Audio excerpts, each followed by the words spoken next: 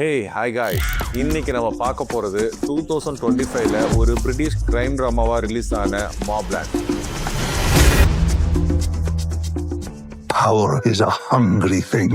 நம்ம வழக்கமாக படங்களில் ஹீரோ வில்லன்னு ரெண்டு பேர் இருப்பானுங்க. ஹீரோனா கெட்டவங்களை எதிர்க்கிற நல்லவன், வில்லனா நல்லவங்களை எதிர்க்கிற கெட்டவன். இப்படி ஒரு ஃபார்முலால தான் இருக்கும். ஆனா இந்த சீரீஸ்ல அந்த ஃபார்முலாலாம் கிடையாது. இதுல வர ஒவ்வொரு கேரக்டரும் ஏதோ ஒரு வகையில ஒரு வில்ல மாதிரி தான் இருப்பானுங்க. இந்த சீரீஸ்ல மொத்தம் 10 எபிசோட்ஸ். இதை நம்ம ஒரே டேக்ல பார்த்துடலாம்.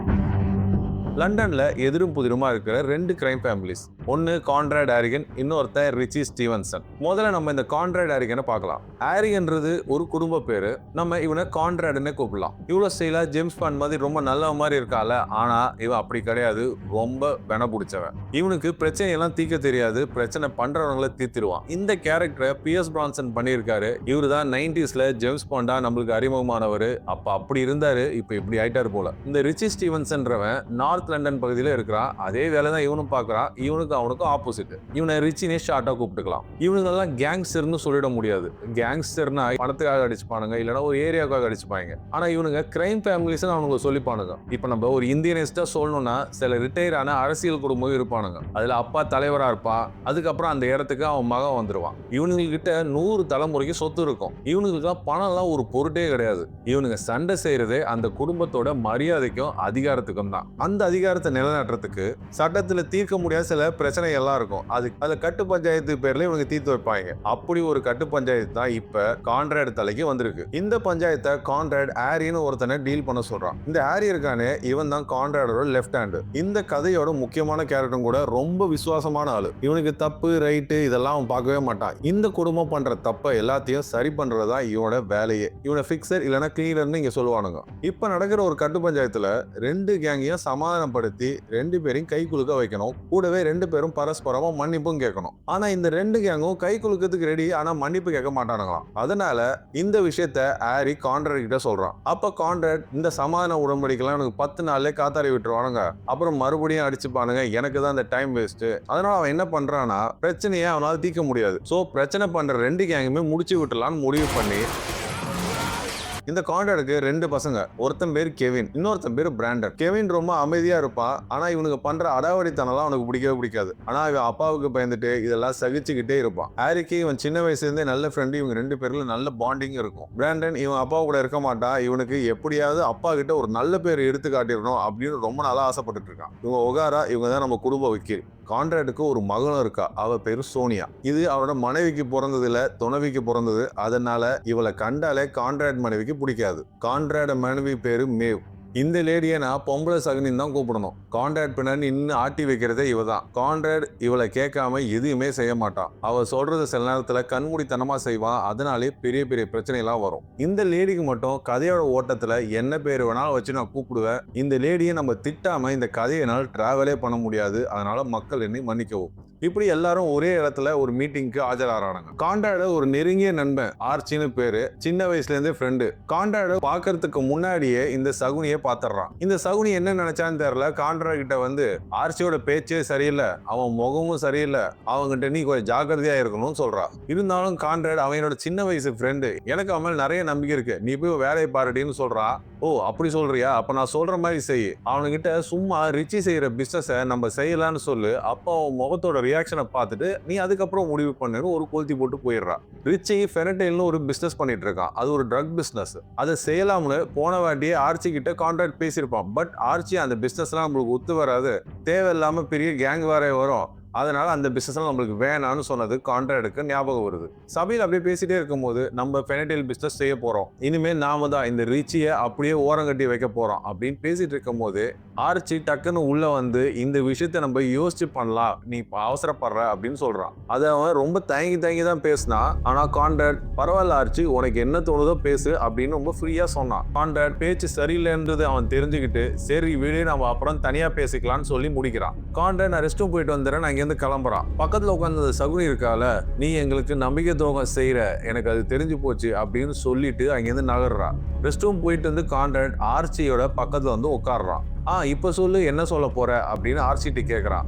ஆர்சி நான் ஒன்னும் சொல்லல, கொஞ்சம் யோசிக்கலாம் தான் சொல்றேன் அப்படின்னு சொல்ல கான்ராட் மனைவி அங்கேருந்து நைஸா அங்கேருந்து மூவ் ஆகுறா. பின்னாடி இருந்த கெவின் இங்க ஏதோ நடக்க போகுதுன்னு அவன் முகம் மாறுது. கான்ராட் பேண்ட்டுக்கு பின்னாடி ஒரு துப்பாக்கி சொருகிட்டு இருக்கிறதையும் கெவின் பாக்குறான். அந்த இடமே அமைதியா இருக்கும் போது கான்ராட் எந்த விதமாவும் யோசிக்காம எந்த ஒரு விசாரணையும் செய்யாம அவனோட தரப்பு நியாயத்தை கேட்காம அவன் பொண்டாட்டி சொன்னான்ற ஒரே காரணத்தை வச்சுக்கிட்டு அவனோட 60 வருஷமா ரொம்ப நெருங்கின ஃப்ரெண்ட நெஞ்சிலே துப்பாக்கியை வச்சு சுட்டு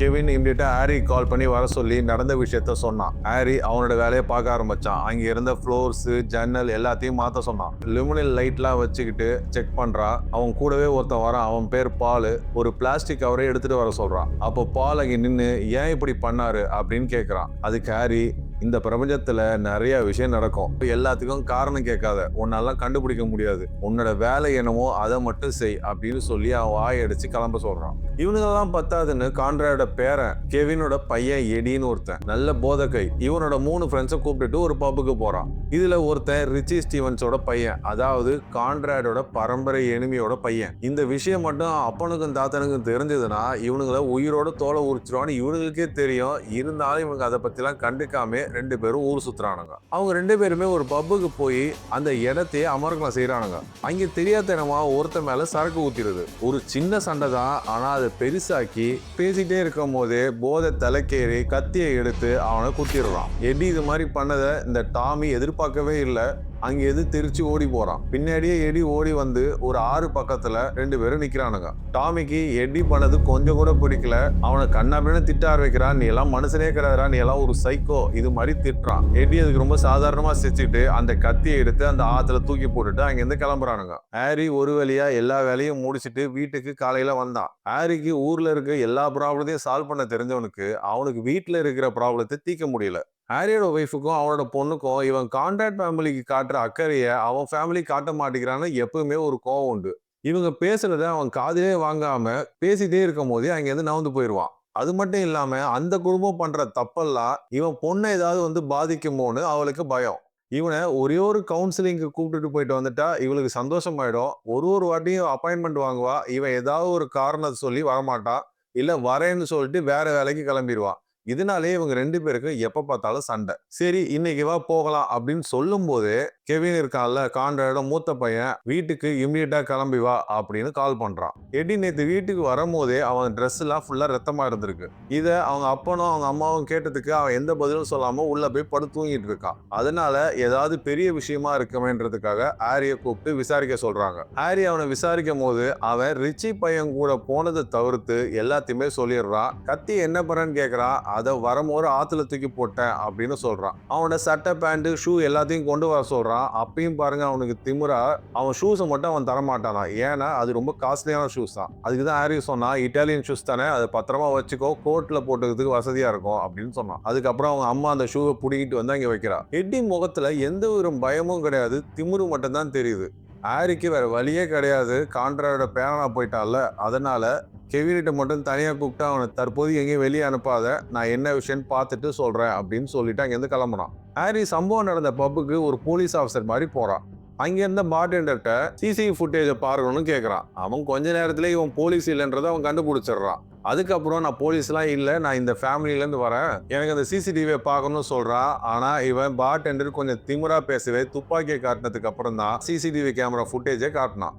சிசிடிவியில எட்டியோட முகம் ரொம்ப தெளிவா இருந்தது. அதனால அதுல வந்து ஒரு காப்பியை எடுத்துக்கிட்டு மத்த எல்லாத்தையும் டெலிட் பண்ண சொன்னான். அந்த கத்தி குத்து வாங்கினவன் பேர் என்ன, எந்த ஹாஸ்பிட்டல் அட்மிட் ஆயிருக்கான்ற டீடைல்ஸ்லாம் அவன்கிட்ட இருந்து கலெக்ட் பண்ணிட்டு அங்கிருந்து கிளம்பினான். இவனுக்கு தெரிஞ்ச ஒரு போலீஸ் ஆஃபீஸருக்கு ஃபோன் பண்ணி அந்த கேஸ் டீடைல்ஸை வாங்கினான். அந்த போலீஸ் ஆஃபீஸர் ஒரு விஷயத்த அவன்கிட்ட சொன்னா, இன்னும் 1 மணி நேரத்துல அந்த கத்தி குத்து வாங்கினவன்கிட்ட வாக்குமூலம் வாங்க போறாங்க, அதுக்குள்ள இந்த விஷயத்த நீ செஞ்சு முடிக்கணும்னு அவன் இன்ட்டு கொடுத்து அனுப்புறான். இன்னொரு லேடி கால் பண்ணி அந்த ஹாஸ்பிட்டல்ல யாராவது கான்டாக்ட் இருக்கான்னு கேட்டு அந்த நம்பரையும் வாங்கிக்கிறான். இப்போ அந்த ஹாஸ்பிட்டலுக்கு போயிட்டு ஒரு டாக்டர் போட அந்த கத்தியால குத்தப்பட்டவனை போய் பார்க்கறான். அவன் டாக்டர்னு கத்த போனா, தம்பி கத்தாத, உனக்கு கத்தியால குத்தனவனுக்கு கத்தியே பிடிக்க தெரியாது, ஆனா எனக்கு நல்லா பிடிக்க வரும், அவன் சரியா குத்தல, அதனாலதான் நீ பொழைச்சிக்கிட்ட, உனக்கு 4 ஸ்டிச்சிங்ஸ் தான் போட்டிருக்காங்க, நான் கத்தியால குத்துறேன்னா அப்படியெல்லாம் நீ உயிர் பிழைக்க முடியாது, நான் பண்ணனாலும் வெளில யாராவது பண்ணுவாங்க, அதனால நான் சொல்றத நீ கேட்டனா உனக்கு நல்லது எனக்கு நல்லது அப்படின்னு சொல்றான். அவனும் நான் என்ன பண்ணணும்னு கேட்கறான். அதுக்கு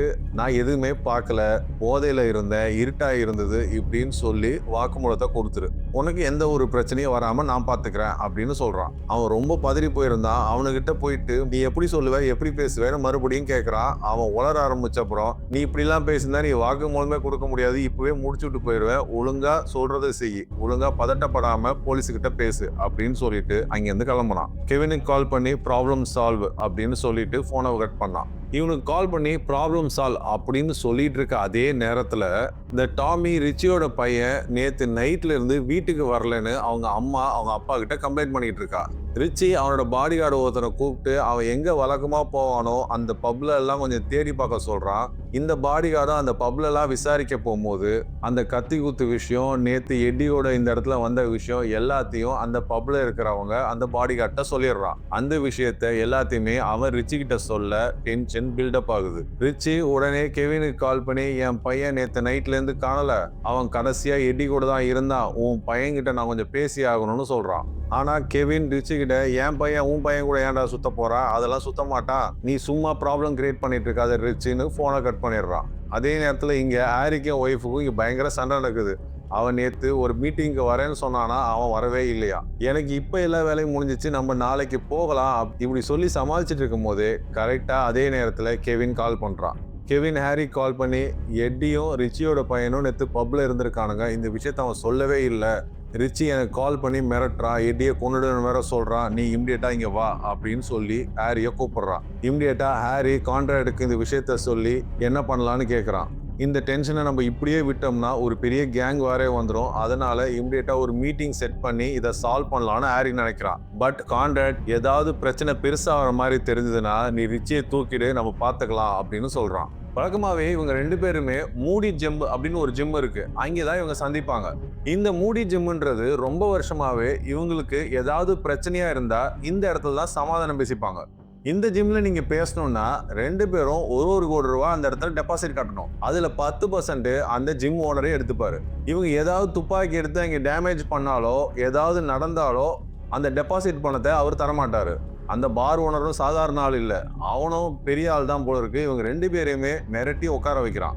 ஹாரி ஒரு முன்ஜாகிரதையா ஜிம்முக்கு வெளியே ஒரு ஸ்னைப்பரை நிக்க வச்சுட்டு தான் உள்ளேயே போக போறான். ஏதாவது ப்ராப்ளம்னா என்னோட சைகைக்கு வெயிட் பண்ணு, நான் சொன்னதுக்கு அப்புறம் ரிச்சியை நீ சுற்று அப்படின்னு அவனுக்கு இன்ஸ்ட்ரக்ஷன் சொல்றான். இவங்க 2 பேரும் கிகோ ஜூசியா ஹாரியோட ரொம்ப நம்பிக்கையான ஆளுங்க, ரொம்ப திறமையான ஷூட்டர்ஸ் அண்ட் ஃபைட்டர்ஸ். ஹாரி எல்லாத்தையுமே செட்டப் பண்ணிட்டு தான் ஜிம்முக்குள்ளேயே போறான். உள்ள அவன் போனதுக்கு அப்புறமே ஹாரி அவன்கிட்ட எவ்வளவு சொல்லி பாக்குறான், இந்த பையன் காணா போனதுக்கும் எங்க வீட்டு பையனுக்கும் எந்த சம்பந்தமும் இல்லை, தேவையில்லாம அதுக்கும் இதுக்கும் முடிச்சு போடாதீங்க அப்படின்னு சொல்லி பாக்குறான். அவன் எதுவுமே நம்புற மாதிரி இல்லை. இதே விஷயத்த உன் பையனை கூப்பிட்டு வந்து என் கண்ணுக்கு நேரா என் முகத்துக்கு நேரா சொல்லு, அதுக்கப்புறம் தான் நம்புவேன்னு பிடிவாதமா இருக்கிறான். எனக்கு நாளைக்கு 12 மணி வரைக்கும் டைம் கொடு, உன் பையன் எங்க இருந்தாலும் நான் கூப்பிட்டு வந்துடுறேன் அப்படின்னு டைம் கேட்கிறான். ரிச்சியும் வேற வழி இல்லாம உனக்கு நாளைக்கு 12 மணி வரைக்கும் தான் டைம், அது மட்டும் எனக்கு வரலன்னா நான் என்ன மாதிரி ரியாக்ட் பண்ணுவேன்னு எனக்கே தெரியாதுன்னு சொல்லிட்டு அங்கிருந்து கிளம்புனாங்க.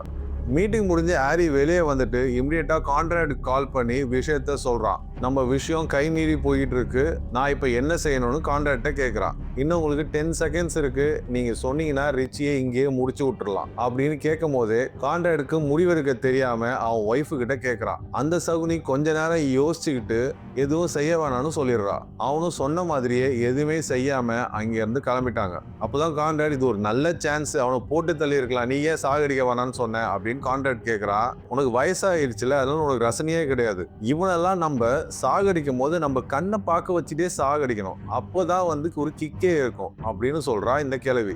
எவ்வளவு கொடூரமான ஆளு பாருங்க, இவ என்னென்னலாம் செய்ய போறாளோ இனிமேக்கு தான் தெரியும். ஹாரிக்கு இன்னும் ஒரு நாள் தான் டைம் இருக்கு. அதுக்குள்ள அவன் டாமியை கண்டுபிடிச்சாகணும். இது ஒரு பெரிய கேங் வாரா அமையறதுக்கு நிறைய சான்ஸ் இருக்குன்னு ஹாரி நினைக்கிறான். நைட்டு போய் கொஞ்ச நேரம் தான் கண்ணை செஞ்சான். ஆனா வீட்டுக்குள்ள யாரோ பூந்த மாதிரி ஒரு சவுண்டு. பார்த்தா மொத்த போலீஸ் டீமுமே ஹாரியை அரெஸ்ட் பண்ண உள்ள வந்திருக்கு. ஏற்கனவே அவன் வீட்டுக்குள்ள 7:30 போயிட்டு இருக்குது. இப்ப இது வேற. ஹாரியோட பொண்ணு போலீஸை அசிங்கமா திட்டுறா.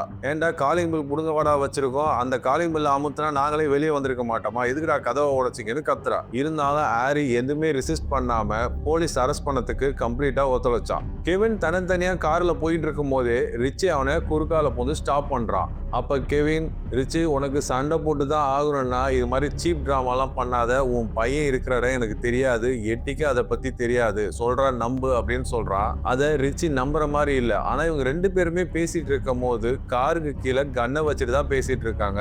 இவன் ஏதாவது தப்பா பேசினானா 2 பேருமே சொல்றதுக்கு வாய்ப்பு இருந்தது.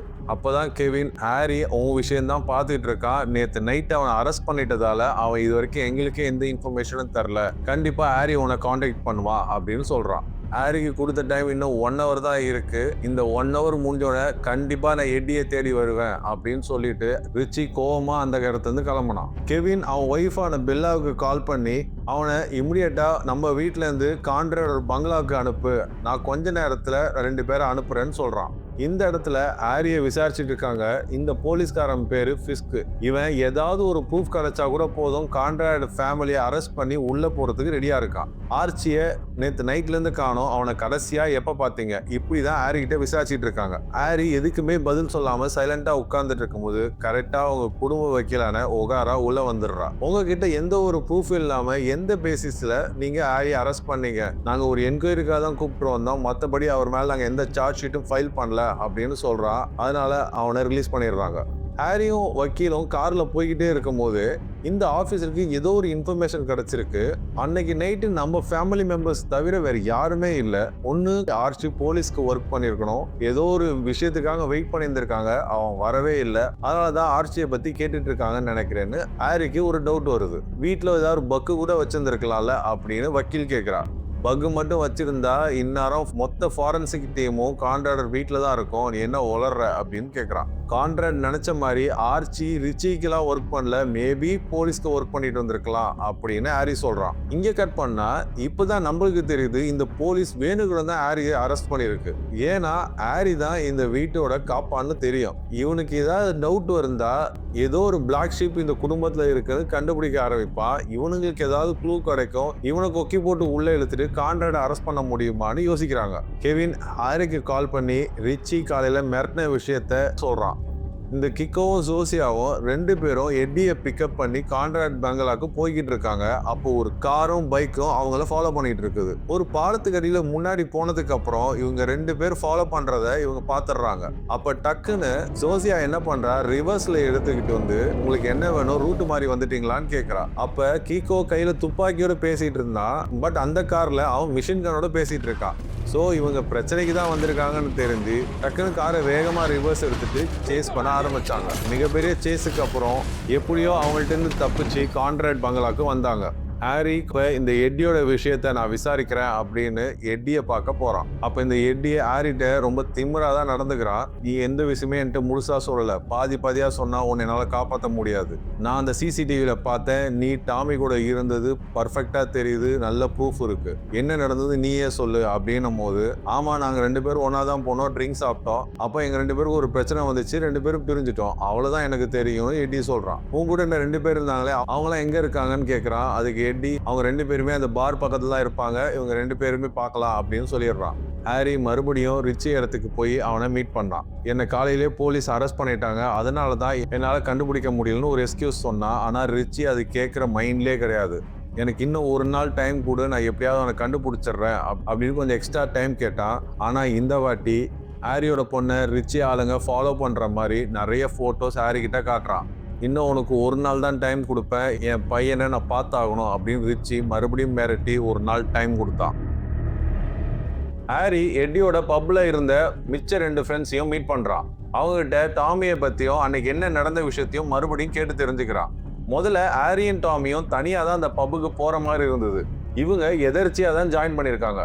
நாங்க அவங்க கூட வர்றது எட்டிக்கு ஃபர்ஸ்ட் பிடிக்கல, டாமி வற்புறுத்தினால மட்டும்தான் நான் அவங்க கூட போனோம். கார்ல போயிட்டு இருக்கும் போதே நான் அவனை போட்டோ எடுத்தேன். ஆனா அந்த போனை அவன் புடுங்கி வெளியே போட்டுட்டான். அதுக்கப்புறம் புது போன் வாங்குறதுக்கு காசும் கொடுத்தான். இந்த மாதிரி விஷயம் சொல்லிட்டு இருக்கும் போது இன்னொரு விஷயமும் சொன்னாங்க. அந்த பார் ஓனர் எட்டிக்கு ரொம்ப பழக்கமா, அதனாலதான் அந்த பாருக்கு அடிக்கடி அவன் தொடர்ச்சியா போயிட்டு இருக்கிறான். எட்டி ஒருத்தனை கத்தியால குத்திட்டு ஓடும் போதே டாமியும் அவங்க கூடவே பின்னாடியே ஓடி போயிட்டான். இது மட்டும் தான் எங்களுக்கு தெரியும்னு அவங்களுக்கு தெரிஞ்சதை சொன்னாங்க. அவங்க 2 பேருக்கும் காசை கொடுத்து டாமியை பத்தி ஏதாவது விஷயம் தெரிஞ்சா எனக்கு இமிடியேட்டா கால் பண்ணு அப்படின்னு சொல்லிட்டு அங்கிருந்து கிளம்பினான். ஆனா ஹாரிக்கு இப்போ ஒரு டவுட். ஹாரி எட்டியை விசாரிச்சிருக்கும் போதே அவன் எந்த பப்ல நீங்க குடிச்சீங்கன்னு கேட்கும் போது ஏதோ ஒரு பப் அப்படின்னு சொன்னான். அதே போல அங்கிருந்து பார்டெண்டர் பத்தி எதுவுமே அவன் என்கிட்ட சொல்லவே இல்லை. ஹாரிக்கு இதுல ஏதோ தப்பு இருக்க மாதிரியே தோணுது. எட்டி வேற ஏதோ விஷயத்த அவன்கிட்ட மறைக்கிறான்னு ஹாரிக்கு ஒரு டவுட்.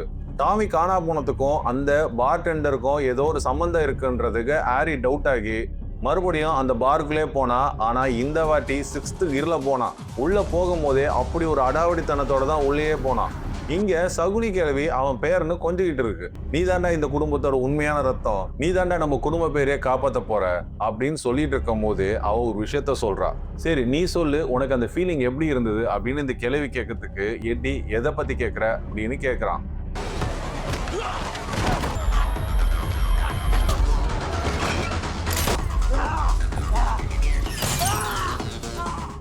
அந்த பார்டெண்டர் அடிச்சு விசாரிச்சுட்டு இருக்கும் போதே அவன் எல்லா உண்மையும் சொல்ல ஆரம்பிச்சான். அவன் ஒரு இடத்துக்கு அழைச்சிட்டு போனா.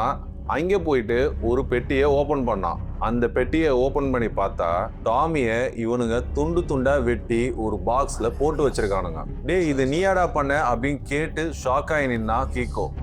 இங்க அந்த கிழவி டாமியை கத்தியால குத்தும் போது எப்படா ஃபீல் பண்ண அப்படின்னு கேட்கிறா. டாமியை கொல்றதுக்கு இந்த கிழவி தான் ஸ்கிரிப்டே எழுதி கொடுத்துருக்கா போல. இப்பதான் நம்மளுக்கு அந்த விஷயம் தெரியுது. அப்பதான் எட்டி அந்த ரத்தம் என் கையில போடும் போது எனக்கு ரொம்ப எக்ஸைட்டிங்கா இருந்தது அப்படின்னு ரொம்ப டல்லா சொன்னான். ஏடா இவ்வளவு பெரிய விஷயத்த பண்ணிட்டு இவ்வளவு டல்லா இருக்க, நம்ம பரம்பரை பேர் அவமானப்படுத்தாதரா அப்படின்னு சொல்லி அவனுக்கு ஒரு ட்ரக் பொருள் எடுத்து தரா. அதை பார்த்ததுக்கு அப்புறம் தான் எட்டியோட முகத்திலேயே அப்படி ஒரு சிரிப்பு. எப்பேற்பட்ட பாட்டி, எப்பேற்பட்ட பேரம்பாரு. இப்போ ரிச்சி கொடுத்த டைம் ஹாரிக்கு முடிஞ்சு போயிடுச்சு. முடிஞ்ச உடனேயே கெவினோட வீடு பாம் பிளாஸ்ட் ஆகுது. நல்ல வேலையா அந்த வீட்டுல யாருமே இல்லை. கெவின் ஹாரிக்கு கால் பண்ணி வார் ஸ்டார்ட் ஆயிடுச்சுன்னு நினைக்கிறேன், நீ உன் ஒய்ஃபு பொண்ணு எல்லாரையும் அழைச்சிட்டு நம்ம இடத்துக்கு வந்துரு அப்படின்னு சொல்றான். உடனே ஹாரி அவனோட ஒய்ஃபு பொண்ணை எல்லாத்தையும் எழுப்பி ஒரு சேஃப் பிளேஸுக்கு கூட்டு போறதுக்கு பிளான் பண்றான். இங்க கான்ட்ராக்ட் பைத்தியம் பிடிச்ச மாதிரி எனக்கு என்னோட பொண்ணு பிராண்டன் எல்லாருமே நம்ம மொத்த ஃபேமிலியும் இங்க ஒரே இடத்துக்கு வந்தாகணும், இம்மிடியேட்டா ஆக்ஷன் படுங்க அப்படின்னு சொல்லி கத்திக்கிட்டு இருக்கான். அப்ப அந்த சகுனி கிழவி இவ்வளவு பிரச்சனை நடக்குது. அப்ப கிட்ட வந்து எப்ப பேசினாலும் முதல்ல என் பையன் பேரை சொல்லு, அதுக்கப்புறம் உன் பொண்ணு பேரை சொல்லு, இன்னொரு வாட்டி அவளுக்கு நீ முக்கியத்துவம் கொடுக்க பார்த்தா நானே உன்னை துப்பாக்கி எடுத்து சுற்றுவேன்னு சொல்லிட்டு போறான். ஹாரி கெவினுக்கு கால் பண்ணி ஒரு ஷிப்பிங் யார்ட் லொகேஷன் அனுப்பி அந்த இடத்துக்கு அவனையும் எட்டியும் வர சொல்றான். கான்ட்ராக்ட், டேய் நான் உன்னை என்ன சொல்லிட்டு இருக்கேன், நீ என்னடா பண்ணிட்டு இருக்கிறீங்க, எல்லாரையும் நான் இங்க வர சொன்னா நீ எங்கடா போறன்னு கத்துறான். அப்ப கெவின் ஒரே வார்த்தை தான் சொன்னா, டாமியை கண்டுபிடிச்சாச்சுங்க. ஹாரி அவனோட ஒய்ஃபையும் பொண்ணையும் ஒரு கார்ல ஏற்றி ஒரு சேஃப் பிளேஸ்க்கு அழைச்சிட்டு போக பாக்குறான். ஹாரியோட காரை யாரோ ஒருத்தங்க ஃபாலோ பண்றாங்க. ஹாரி எந்த பதட்டமும் இல்லாம ரொம்ப சைலண்டா அந்த காரு கிட்ட போனான். அவனை உத்து பார்த்துட்டு நீ ஃப்ரெட்டி தானே அப்படின்னு கேட்டான். அப்படின்னு சொல்லிட்டு அவனோட மொத்த ஜாதகத்தையும் சொல்றான். அதே நேரத்துல லைன்ல கான்ட்ராக்டை வச்சுக்கிட்டே அவங்க கிட்ட பேசுறான். நீ வேணும்னா என்ன கொல்லலாம், இல்ல என் ஃபேமிலி டீடைல்ஸை ரிச்சிக்கு சொல்லலாம். ஆனா நீ வீட்டுக்கு போய் பார்க்கும்போது உன்னோட காதலோட ஒரு நகமயிறு கூட கிடைக்காத அளவுக்கு நாங்களால பண்ண முடியும். இதோ கான்ட்ராக்ட் லைன்ல தான் இருக்கான் அப்படின்னு அவன்கிட்ட சொல்றான். இப்ப நான் சொல்ற மாதிரி உங்க ரிச்சி கிட்ட சொல்லிடு. நீ ரிச்சி கிட்ட ஒரே விஷயம் மட்டும் தான் சொல்றோம், நீ இங்க எந்த விஷயமும் பார்க்கல. அவன் புரிஞ்சிருச்சுன்னு தலையாட்டினதுக்கு அப்புறம் தான் ஹாரி அவன் காரை எடுத்துக்கிட்டு கிளம்புனா. ஹாரி அவனோட ஃபேமிலிய ஒரு ஜெர்னலிஸ்ட் ஃப்ரெண்டோட போட் ஹவுஸ்ல சேஃபா தங்க வச்சான். இவங்க 2 பேரும் இங்க சேஃபா தங்க வச்சுட்டு ஷிப்பிங் யார்டு கார் எடுத்து கிளம்புனா. அந்த போலீஸ் ஆஃபீஸர் ஃபிஸ்க் இவனை ஃபாலோ பண்ண ஆரம்பிச்சான். இதை தெரிஞ்சும் அவன் தெரியாத மாதிரியே வண்டியை ஓட்டிட்டு இருந்தான். ஹாரி சொன்ன மாதிரி எட்டிய பர்ஃபெக்டா பேக்கப் பண்ணி கெவின் அந்த ஷிப்பிங் யார்டுக்கு அழைச்சிட்டு வரான். ஒரு பெரிய கண்டெய்னர்ல அந்த பார்டெண்டரை அடிச்சு உட்கார வச்சிருக்கானுங்க. ஹாரி எட்டிய அவன் முகத்துல இருந்து துணியை எடுக்க சொல்றான். அப்பதான் கெவின் என்னடா உள்ள ஒரே நாத்தடிக்குது அப்படின்னு சொல்லிட்டு இருக்கும் போதுதான் ஹாரி அந்த பொட்டியை ஓபன் பண்ணி காட்டுறான். அதுல துண்டு துண்டா வெட்டப்பட்ட டாமி உடலை பார்த்துட்டு கெவின் அப்படியே பயங்கரமா ஷாக் ஆயிடுறான். அதுக்கப்புறம் அவன் நடந்த விஷயத்த சொல்ல ஆரம்பிச்சான். இந்த எட்டி என்ன பண்ணிருக்கான்னா, அவன் பிளான் படி டாமியை அழைச்சிக்கிட்டு போய் அந்த பார்டெண்டர் ஹெல்ப் வச்சு அவனை போட்டு தள்ளணும். ஆனா எதர்ச்சியா அவன் கூட 2 ஃப்ரெண்ட்ஸ் வந்ததால அந்த பப்ல ஒருத்தனை கத்தியால குத்திட்டு இவனுங்க ஓடி போகும்போது அந்த ஃப்ரெண்ட்ஸ் 2 பேரும் ஓடி போயிடுறானுங்க. அதுக்கப்புறம் மறுபடியும் இந்த பார்டெண்டருக்கு ஃபோன் பண்ணி இவன் இருக்கிற லொகேஷன் அவனுக்கு அனுப்பி மறுபடியும் வண்டியை வச்சு திருப்பி இந்த பாருக்கே அழைச்சிட்டு வந்திருக்கான். இந்த பார்டெண்டர் வெளியே போயிட்டு உள்ள வரத்துக்குள்ளேயே அவனை 50 வாட்டி அவனை கத்தியால குத்தி சாவடிச்சிருக்கான். அதுக்கப்புறம் அவன் பாடியை டிஸ்போஸ் பண்ண சொல்லி இவனுக்கு காசு கொடுத்துருக்கான். கெவினுக்கு இந்த விஷயத்த கேட்டதுக்கு அப்புறமே பயங்கரமா டென்ஷன் ஆகி அவனை வெளுத்துறான். அதுக்கப்புறம் கான்ட்ராக்டுக்கு கால் பண்ணி இந்த விஷயத்த சொல்றான். அவன் போனை வாங்கி பேசும்போது அந்த சகுனி கிளவி அந்த போனை பிடிங்கி அவனை எதுவுமே திட்டாதீங்க, அவனுகிட்ட உன்னை நினைச்சு எனக்கு ரொம்ப பெருமையா இருக்கு, நீ தாண்டா நம்ம குடும்ப வாரிசுன்னு சொல்லுங்கன்னு சொல்றான். கான்ட்ராக்ட் அவன் என்ன சொல்லணும்னு நினைச்சானோ அது அப்படியே சொல்லாம எதுவா இருந்தாலும் அவனை வீட்டுக்கு அழைச்சிட்டு வாங்க, நம்ம வீட்டுல பேசிக்கலாம் அப்படின்னு சொல்லிட்டு போனை கட் பண்ணான். இப்ப பெரிய கேங் வார் வரப்போது, இதை நம்மளால ஸ்டாப்பே பண்ண முடியாது, அதனால நமக்கு நிறைய ஆளுங்க வேணும்னு சொல்லிட்டு நிறைய கேங்ஸ்டர்ஸ்க்கு ஃபோன் பண்ணி வர சொல்றான். அப்பதான் ஹாரி கெவின் கிட்ட அவனுக்கு ஒரு யோசனை இருக்கிறதா சொல்றான். இந்த சண்டையை நிறுத்தினா நம்மளுக்கு ஒரே ஒரு வழிதான் இருக்கு, அந்த பார்டெண்டர் அவனே இந்த குற்றத்தை ஒத்துக்கிட்டா மட்டும்தான் இந்த விஷயத்துல இருந்து நம்ம தப்பிக்க முடியும்னு சொல்றான். அதுக்கு இவங்க 2 பேருமே ஒரு டிராமா போட ஆரம்பிச்சாங்க. அந்த பார்டெண்டர் காதுல படுற மாதிரியே இவங்க 2 பேரும் பேசிட்டு இருந்தாங்க. ஃபர்ஸ்ட் இவனை கொன்னுட்டு அதுக்கப்புறம் அவன் ஃபேமிலிக்கு இந்த விஷயம் தெரிஞ்சாலும் தெரிஞ்சிருக்கும், அவங்க ஃபேமிலியும் போட்டு தள்ளிடலாம் இப்படின்ற மாதிரி ரகசியமா பேசினானுங்க. அப்புறம் பார்டெண்டர், ஐயா நீங்க எது சொன்னாலும் நான் கேட்கிறேன், என் ஃபேமிலியை நீங்க ஒன்னும் பண்ணிடாதீங்க, நீங்க எந்த குற்றம் ஒத்துக்க சொன்னாலும் எல்லா குற்றத்தையும் நானே ஒத்துக்கிறேன்னு சொன்னான். நீயும் எட்டியும் செஞ்ச இந்த விஷயத்தால பெரிய கேங் வரை வரத்துக்கு இருக்கு, அதனால நீ தான் சரி கட்டி ஆகணும், நீ மட்டும் இதை கரெக்டா செஞ்சுட்டனா உன்னோட ஃபேமிலியை என்ன செய்யணுமோ அதை கரெக்டா நாங்க செய்வோம்னு கெவின் சொன்னான். ஹாரிக்கு வெளியில அந்த போலீஸ்காரன் ஃபாலோ பண்ணிட்டு இருக்குது நல்லா தெரியும். அதனால ஹாரி என்ன பண்ணானா அவனோட காரை கெவின் எடுத்துக்கிட்டு shipping yard right hand side போக சொன்னான். ஹாரி தான் போறானா அவனை ஃபாலோ பண்ணிட்டு இருக்க போகும்போது ஹாரி கெவின் கார்ல ஏறி இந்த பார்டெண்டரையும் டாமியோட பாடியும் ரிச்சியோட இடத்துக்கே கொண்டு போனான். அந்த பார்டெண்டர் ரிச்சி கிட்ட அவன் போதையில என்ன அடிச்சா, நான் திருப்பி அடிச்சேன், அப்புறம் நான் கோவத்துல அவனை கொல்ல வேண்டியதா போயிடுச்சு அப்படின்னு சொன்னான். அதுக்கப்புறம் நான் பயத்துல அந்த பாடியை மறைக்க தான் சாப் பண்ணிட்டேன்னு எல்லாத்தையும் சொன்னான். அப்ப ரிச்சி உச்சகட்ட வருத்தத்திலையும் கோபத்திலையும் இருந்தான். துப்பாக்கியால அவனை 2 காலையும் சுட்டு அவனை உயிரை மட்டும் மிச்சம் வச்சுக்கிட்டான். ஹாரி கிட்ட அவனை போக சொன்னா, அது மட்டும் இல்லாம நான் இவனை விசாரிப்பேன், எனக்கு இந்த கதையில சின்ன போய் தெரிஞ்சாலும் மிகப்பெரிய வார நான் ஸ்டார்ட் பண்ணுவேன். ரிச்சிக்கு இன்னும் முழுசா இந்த கதையில நம்பிக்கை இல்லைன்றத ஹாரி தெரிஞ்சுக்கிட்டான். இங்க கெவினை அந்த போலீஸ்காரன் ஃபாலோ பண்ணிட்டே இருந்தான். கெவின் ஒரு இடத்துல காரை நிறுத்தி அந்த போலீஸ்காரன்ட்ட அவன் தலையில போட்டு இந்த கேப்பை கொடுத்துட்டு பாய் சொல்லிட்டு போனான். கெவின் ஹாரிக்கு கால் பண்ணி ப்ராப்ளம் சால்வா, ரிச்சி நம்ம சொன்னதை அவன் நம்பினானான்னு கேட்கறான். ஹாரி ரிச்சி இன்னும் நம்ம முழுசா நம்பல அப்படின்னு சொன்னான். அதே நேரத்துல போலீஸ்க்கு ஒரு கால் வந்திருக்கு. ஆர்ச்சியோட பாடி எங்க இருக்குன்றத லொகேஷன் கிடைச்சதா சொல்றாங்க. அந்த லொகேஷனுக்கு இவங்க எல்லாருமே போய் பார்த்தா ஒரு இறந்து போன லேடி காஃபின்ல ஆர்ச்சியோட பாடியை கண்டுபிடிக்கிறாங்க போலீஸ். Hello, Archie. ஆர்ச்சி பாடி கண்டுபிடிச்ச விஷயம் கான்ட்ராக்டுக்கு தெரிய வருது. இந்த சகுனி என்ன சொல்றானா, இந்த பாடியை மறைச்சு வச்ச விஷயம் உனக்கு எனக்கு ஹாரிக்கு மட்டும்தான் தெரியும், இப்ப இந்த விஷயம் வெளியே வந்திருந்தா ஹாரி தான் உன்னை போட்டு கொடுத்துட்டான் அப்படின்னு சொல்றா.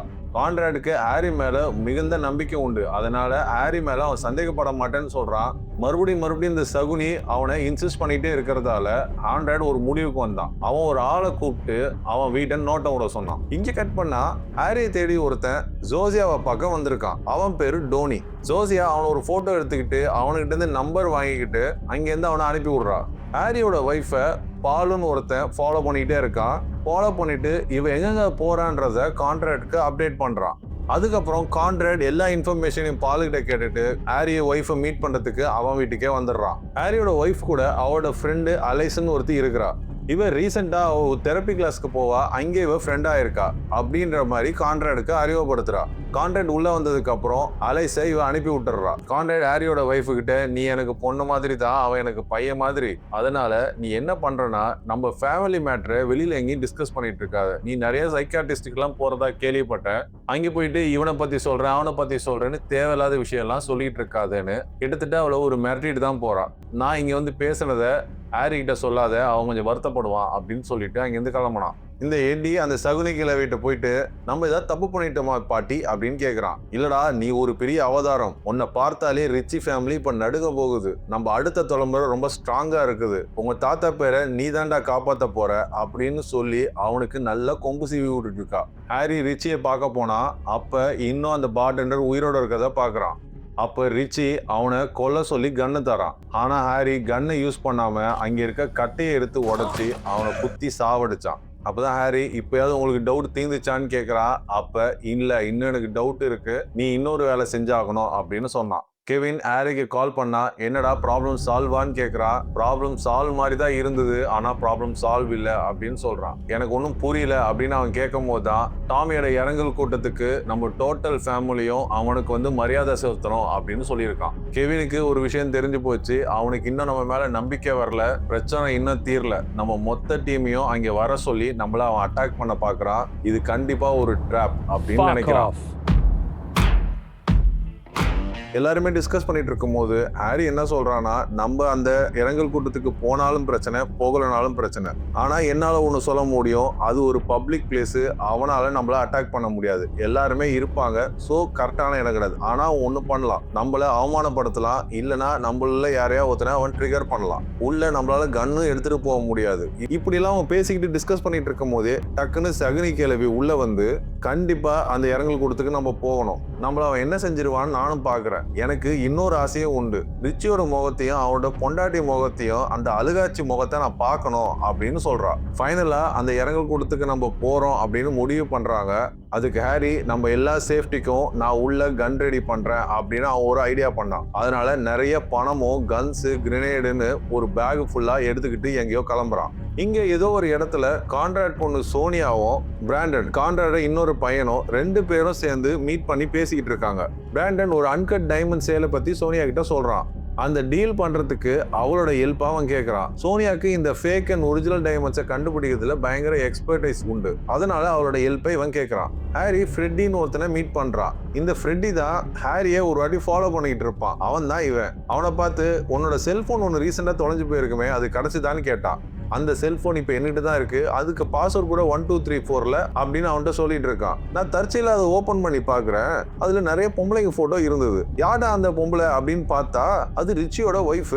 ஃப்ரெட்டியோட முகத்துல அப்படி ஒரு ஷாக்கு. என்னடா முதலாளி ஒய்ஃப் கிட்டே வா அப்படின்னு அவனை கிண்டல் பண்றான். சரி, நீ எப்படி வேணா வாழ்ந்துட்டு போ, எனக்கு நீ ஒரு ஹெல்ப் பண்ணி ஆகணும் அப்படின்னு சொல்றான். நான் கொடுக்குற பேக்ல பணம் இருக்கும், அதை நீ எடுத்துக்கோ, மத்த இந்த விஷயத்தை எல்லாத்தையுமே ரிச்சியோட வீட்டுல எங்கேயாவது ஒரு இடத்துல வை, நான் அங்க வரும்போது எனக்கு லொகேஷன் சொல்லு, நான் எடுத்துக்கிறேன் அப்படின்னு சொல்லி அவனுக்கிட்ட ஒரு டீல பேசுறான். ஹாரி வைஃப் அலைஸ்னு ஒரு லேடி கிட்ட பேசிக்கிட்டு இருக்கா. அவ நாளைக்கு மீட் பண்ண முடியுமான்னு கேட்கிறா. அதுக்கு இல்ல நாளைக்கு எங்க ஃபேமிலியோட ரிச்சி வீட்டுக்கு போறோம் அப்படின்னு அவளுக்கிட்ட இந்த இன்ஃபர்மேஷனை சொல்லிக்கிட்டு இருக்கான். அப்போதான் நம்மளுக்கு ஒரு விஷயமே தெரியுது, அவ ஒரு போலீஸ் இன்ஃபார்மர்னு. கான்ட்ராடும் மொத்த ஃபேமிலியும் ஹாரி ஃபேமிலி எல்லாருமே அந்த கிரிமோட்டோரியத்துக்கு வந்தாங்க. ஒருத்தரா வந்து ரிச்சி கிட்ட அவங்களோட இரங்கலை சொல்லிட்டு போறாங்க. அப்ப இந்த எட்டி பையன் மட்டும் கூலிங் கிளாஸ் போட்டுக்கிட்டு வந்து வருத்தம் தெரிவிப்பான்னு பார்த்தா ரிச்சி ஒய்ஃபை கிஸ் பண்ண போறான். கெவின், என்னடா பண்ற அப்படின்னு கேட்டா அவங்கள கன்சோல் பண்றேன்னு சொல்றான். ஹாரி கிட்ட வந்து, அடுத்த வாட்டி இது மாதிரி பண்ணா நானே என் கையால உன் கழுத்தை திருவி போட்டுருவேன்டா அப்படின்னு சொல்லிட்டு அங்கிருந்து போறான். அந்த இரங்கல் கூட்டத்துல டாமியை பத்தி ரிச்சி மேடையில பேசிக்கிட்டு இருக்கான். அந்த கூட்டத்துல இந்த சூனியக்கார கேள்வி கம்னு இருக்க முடியாம கான்ட்ராக்ட் கிட்ட அவன் உன்னை முறைச்சு பார்த்துட்டே இருக்கான், இதெல்லாம் எனக்கு பிடிக்கவே இல்லை அப்படின்னு சொல்லி அவனை இந்த இடத்துலயே வந்து ஏத்தி விட்டு தான் இருக்கா. கிரிமோட்டோரியத்துல எல்லா விஷயமும் முடிஞ்சதுக்கு அப்புறம் அங்க எல்லாருமே ரிச்சி வீட்டுக்கு போவாங்க. ரிச்சியோட வீட்டுக்குள்ள வரும்போது ஹாரி வாசல்ல எத்தனை பேர் இருக்காங்க, எத்தனை பேர் கன்னு வச்சிருக்காங்க எல்லாத்தையுமே நோட் பண்ணிட்டு தான் உள்ளேயே வரான். இந்த எட்டி பையன் மட்டும் டக்குன்னு மாடி மேல ஏறி டாமி ரூமுக்கு போயிடுறான். அங்கே போயிட்டு எல்லா பொருளையும் எடுத்து போட்டு ட்ரக்ஸ் யூஸ் பண்ணிட்டு இருக்கான். கரெக்டா ஹாரி உள்ள வந்துடுறான். டேய், இங்க நடக்கிற பிரச்சனைக்கெல்லாம் காரணம் நீதான் அப்படின்னு அவனை மிரட்டும் போதே இந்த எட்டி கையில ஒரு கத்திரிக்கோலை எடுக்க பாக்குறான். அதை ஹாரி பாத்துடுறான். டேய், நீ எல்லாம் ஒரு பொட்டை, ஆம்பளையா லட்சணமா கீழே வந்து வருத்தப்படுற மாதிரி நடிக்கிறவா கத்துக்கோ, நீ ஒரு ஆம்பளையா இருந்தா அதை செய்டா அப்படின்னு சொல்லிட்டு அங்கிருந்து கிளம்புறான். இவன் மிரட்டல அசிங்கமா திட்டினதுல எட்டி கண்ணில் தண்ணியே வந்துருச்சு. அந்த அளவுக்கு மிரட்டி விட்டு போயிட்டான். ஹாரி அவனோட பிளான் படி ரிச்சியோட கேரேஜுக்குள்ள போய் கன்னு கிரீனேட் எல்லாத்தையுமே எடுத்துக்கிறான். கான்ராட் ஹாரி கிட்ட ஏன்டா அந்த ரிச்சி என்ன முறைச்சு பார்த்துக்கிட்டே இருக்கான் அப்படின்னு சொல்றான். ஆனா ஹாரி அதெல்லாம் ஒண்ணும் இல்ல கான்ராட், நீங்க ஃப்ரீயா விடுங்கன்னு சொல்லிட்டு அவன் கையில ஒரு துப்பாக்கியும் கெவின் கையில ஒரு கிரேனேடும் கொடுக்குறான். இந்த சகுனி கேள்வி என்ன நினைச்சான்னு தெரியல, வேக வேகமா நடந்து ரிச்சி ஒய்ஃபு கிட்ட போய் பேசுறா. அவ இந்த சகுனியை பார்த்து அசிங்கமா ஒரு வார்த்தை சொல்லி பேசிடுறா. இந்த அவமானத்தை அவளால பொறுத்துக்கவே முடியல. வேக வேகமா இங்க வந்து 2 கிளாஸ் சரக்கு எடுத்து கல்படிக்கிறா. அப்பதான் கெவின் இவளை பார்த்துட்டு ஆஹா இவ ஏதோ ப்ராப்ளம் கிரியேட் பண்ண போறா அப்படின்னு தெரிஞ்சுக்கிட்டு டக்குன்னு ஒரு கிளாஸ்ல தூக்க மாதிரியே போட்டு விட்டுறான். இந்த கிழவி வரும்போதே ஏதோ பிளான்ல தான் வந்திருக்கு போல இருக்கு. எட்டிய நைஸா கண்ணை காட்டுறா. அவனும் அதை புரிஞ்ச மாதிரி ரியாக்ட் பண்றான். கெவின் அந்த சரக்குல தூக்க மாதிரியை போட்டு அந்த கிழவியை ஒரு இடத்துக்கு கண்ட்ரோல் பண்ணிடுறான். பட் அவன் எட்டிய கவனிக்கவே இல்லை. ஸ்ட்ரெயிட்டா போய் வேணுக்குமே ஒரு ஆள் மேல இடிச்சு அவனும் வம்புகளுக்கு சண்டைக்கு போறான். ஹாரியும் கெவினும் 2 பேருமே சமாதானப்படுத்துறாங்க. எட்டிய வீட்டுக்கு கிளம்ப சொல்றாங்க.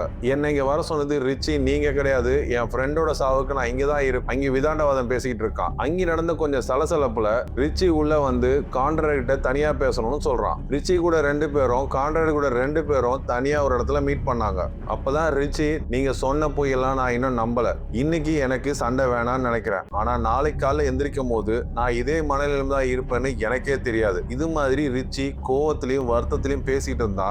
இவங்க 2 பேரும் பேசிட்டு இருக்கும் போதே ஹாரியும் கெவினும் கொஞ்சம் ரெடியாவே இருந்தாங்க.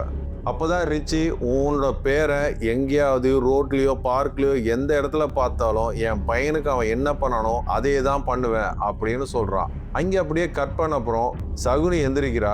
எனக்கு யாரோ சரக்குல மிக்ஸ் பண்ணி கொடுத்துட்டாங்க, என்ன தூங்க வச்சுட்டாங்க, அவனுங்களை நான் சும்மா விட மாட்டேன், அவ என்ன அவமானப்படுத்திட்டா, அவளை நான் கொல்லணும் அப்படின்னு கத்திக்கிட்டே எந்திரிக்கிறா. ஏய் நீ ஏதாவது ஜாஸ்தியா குடிச்சுக்கிட்டு இப்ப ஏன்டி இப்படி பேசிட்டு இருக்க அப்படின்னு சொல்றா. கான்ட்ராக்ட் அறிவு கட்டவனே, நான்லாம் 10 ரவுண்ட் அடிப்பேன்டா, 2 ரவுண்ட்ல மட்டையா வர கேஸ் நினைச்சியா அப்படின்னு கான்ட்ராக்ட் திட்டிக்கிட்டே போறா. யாரோ ஏதோ எனக்கு மிக்ஸ் பண்ணி என்ன மட்டையாக்கிட்டானுங்க, நான் அவங்கள சும்மா விட மாட்டேன், அவளையும் நான் சும்மா விட மாட்டேன்னு சொல்லிக்கிட்டு கத்திக்கிட்டே யாருக்கோ கால் பண்றா. பெரிய கலவரம் முடிஞ்சு எல்லாருமே நிசப்தமா எல்லாரும் அமைதியா அவங்கவுங்க இடத்துல படுத்து கிடக்குறாங்க. அப்ப ரிச்சி ஒய்ஃப் ஷாப்பிங் போறேன் அவன்கிட்ட சொல்லிட்டு காருக்குள்ள உள்ள போய் உட்கார்றா. அந்த காரே வெடிச்சு செதறுது. மறுபடியும் டேனியல்னு ஒருத்தன் ஹாரியை பார்க்க வந்திருக்கான். அப்ப ஹாரி அவன்கிட்ட பேசும்போது தான் அவன் கேட் மெக்கில்ஸ்டர் அப்படின்னு ஒரு ஆளுகிட்ட இருந்து வந்திருக்கிறதா அவன் சொல்றான். கேட் மெக்கில்ஸ்டரை பத்தி ஹாரிக்கு நல்லாவே தெரியும். அவன்கிட்ட இருந்து நம்பரை மட்டும் வாங்கிட்டு அவனை அனுப்ப சொல்றான். ரிச்சியோட ஆள் ஃப்ரெட்டி ஹாரிக்கு கால் பண்ணி பாம்பு வெடிச்சு ரிச்சியோட ஒய்ஃப் செத்ததை பத்தி அவன்கிட்ட சொல்றான். ஹாரி கெவினுக்கு கால் பண்ணி எல்லாரையும் பேக் பண்ணி எல்லாம் ஒரே இடத்துல கான்ட்ராக்ட் பேலஸ்க்கு வர சொல்றான். ஹாரியும் அவன் பொண்ணையும் ஒய்ஃபையும் கூப்பிட்டுக்கிட்டு எல்லாருமே ஒரே இடத்துல அசம்பிள் ஆகுறாங்க. கெவின் ஹாரி கிட்ட இது கண்டிப்பா இந்த கிழவிதான் பண்ணியிருப்பான்னு சொல்றான். ஏன்னா அவன் நேத்து பார்த்த பார்வையே சரி கிடையாது, அவ விட்டா நேத்தே அவனை கொன்னுருப்பா, எனக்கு இந்த கிழவி மேலதான் டவுட்னு சொல்லிட்டு இருக்கான். கான்ட்ராக்ட் ஃபுல்லா சரக்குல இருக்கான். கெவின் அவங்க அம்மாவை பார்த்து ஏன் இப்படி பண்ண, நானும் ஹாரியும் இந்த அமைதிக்காக எவ்வளவு கஷ்டப்பட்டிருக்கோம் உனக்கு தெரியுமா, ஒரே செகண்ட்ல எல்லாத்தையும் இப்படி நாசம் பண்ணிட்டேன்னு அந்த கிழவியை திட்டுறான். கிழவியை திட்டின அப்புறம் கான்ட்ராக்டுக்கு கோவம் வந்துருச்சு. என் கண்ணுக்கு நேராவே என் பொண்டாட்டியை திட்டுறியா, நான் தாண்டா ஆர்டர் கொடுத்தேன், இப்ப என்ன பண்ணணும்னு நினைக்கிறாச்சு, அவன் என்ன என் ஒய்ஃபை என் பேரனை அசிங்கமா பேசுவான், நாங்க சும்மா இருக்கணுமா, என் பரம்பரை கௌரவம் என்னடா ஆகுறது, அவன்லாம் ஒரு ஆளு, நான் அவன்கிட்ட பணிஞ்சு வரணுமா. கான்ட்ராக்ட் ரொம்ப தெனாவெட்டா பேச ஆரம்பிச்சிடறான். வேற ஏதாவது கொஸ்டின் இருக்கா அப்படின்னு கேட்கறான். இப்படியே பேசிட்டு இருக்கும் போது தான் ரிச்சி ஹாரிக்கு கால் பண்றான். கான்ட்ராக்ட் ஃபுல் போதையில இருக்கான். அந்த போனை எடுத்து ஸ்பீக்கர் போன்ல போடுறான். கான்ட்ராக்ட் என்னடா உன் பொண்டாட்டிய சுரண்டி எடுத்துக்கிட்டு இருக்கிறியா, கிளீன் பண்ண வேணா என் வீட்டு நாய் அனுப்பவான்னு கேட்கறான். நேத்து அவ்வளவு பேசினியடா, இப்ப பேசு பாப்போம் அப்படின்னு போன்லயே கான்ட்ராக்ட் பேசுறான். அந்த கிழவி கண்ணை காட்டுறா.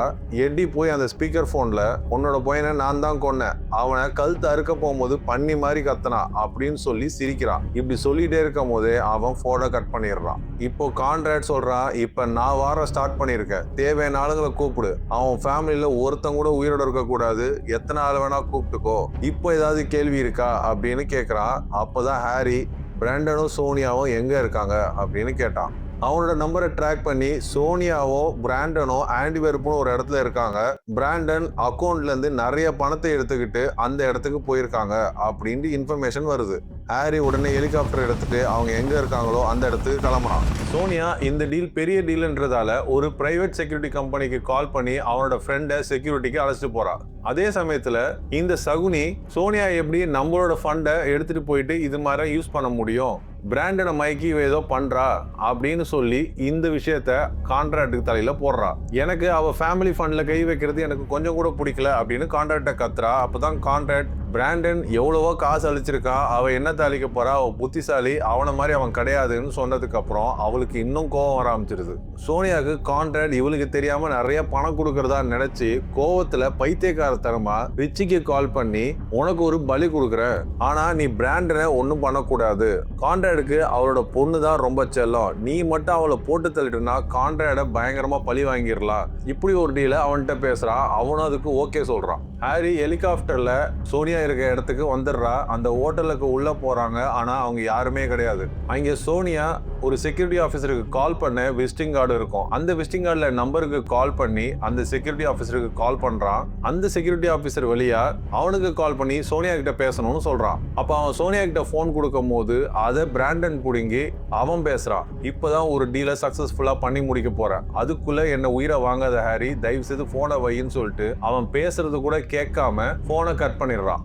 அப்ப சோனியா கொஞ்சம் புத்திசாலி, அதனால அவன் அர்ஜென்ட் தான் ஹாரி பேசுறான்னு சொல்லிட்டு ஹாரிக்கு அவ இருக்கிற லொகேஷனை அனுப்பி விட்டுறான். அந்த லொகேஷன் கிடைச்சதுக்கு அப்புறம் ஹாரி ஒருத்தன் அடிச்சு போட்டு ஒரு பைக்கை எடுத்துட்டு வேக வேகமா டீல் நடக்கிற இடத்துக்கு கிளம்புறான். டீல் நடக்கிற இடத்துல ரெண்டு பக்கத்துல இருந்தோம் துப்பாக்கியா ஆள் நிற்கும் போது சோனியாவும் பிராண்டனும் அந்த அன்கட் டைமண்ட்ஸை செக் பண்ணி பார்த்துட்டு எல்லாமே ஒரிஜினல் அப்படின்னு சொன்னதுக்கு அப்புறம் கேஷை எடுத்து கொடுக்க வந்தா. கேஷ் எடுத்து கொடுக்க போகும்போதே துப்பாக்கி சூடு நடக்க ஆரம்பிச்சிருச்சு. அங்க யாரு சுடுறாங்க என்ன சொல்றாங்கன்னு தெரியாம எல்லாமே ஒளிஞ்சுக்கிறாங்க. துப்பாக்கி சூடு நடக்கும் போது சோனியாவும் பிராண்டனும் தனித்தனியா போய் ஒளிஞ்சுக்கிறாங்க. ஆனா வந்தவனுங்க எல்லாரையுமே சுட்டுட்டு சோனியாவையும் பிராண்டனையும் துப்பாக்கி முனையில பிடிச்சிடுறானுங்க.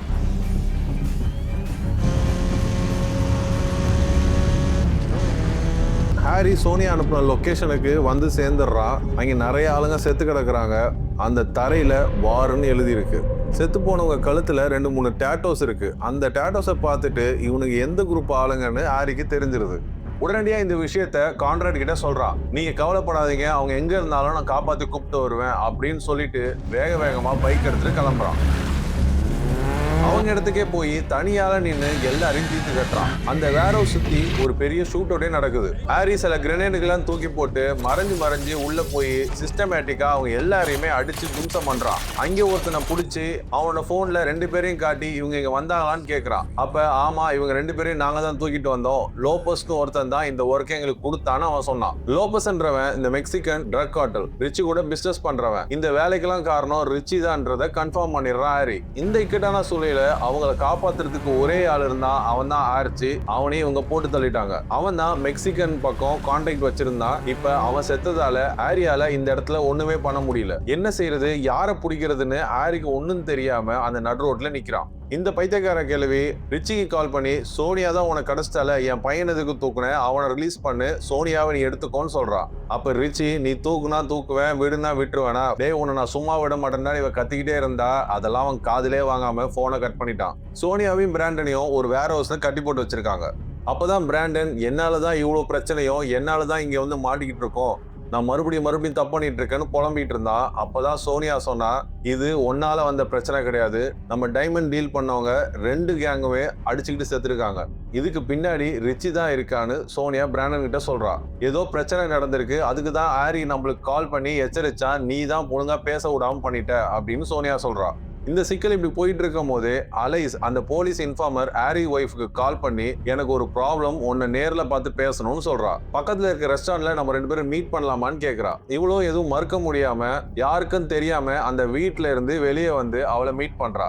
அந்த ரெஸ்டாரண்ட்ல அவ இவள்கிட்ட நீ ஏன் இங்க இருக்க, உன் ஹஸ்பண்ட் எங்க போயிருக்காரு இப்படின்ற மாதிரி பல கேள்வி அவள்கிட்ட கேட்டுட்டு இருக்கும் போது கான்ட்ராக்ட் ஆளு பால் அங்க வந்துடுறான். அலைஸ மிரட்டி உனக்கு என்ன அப்பேற்பட்ட ப்ராப்ளம், இவ்வளவு அவசரமா பாக்குங்க, எதுக்கு சொல்ற, எங்க என்னிட்ட சொல்லு, நான் உனக்கு தீர்த்து வைக்கிறேன்னு சொல்றா.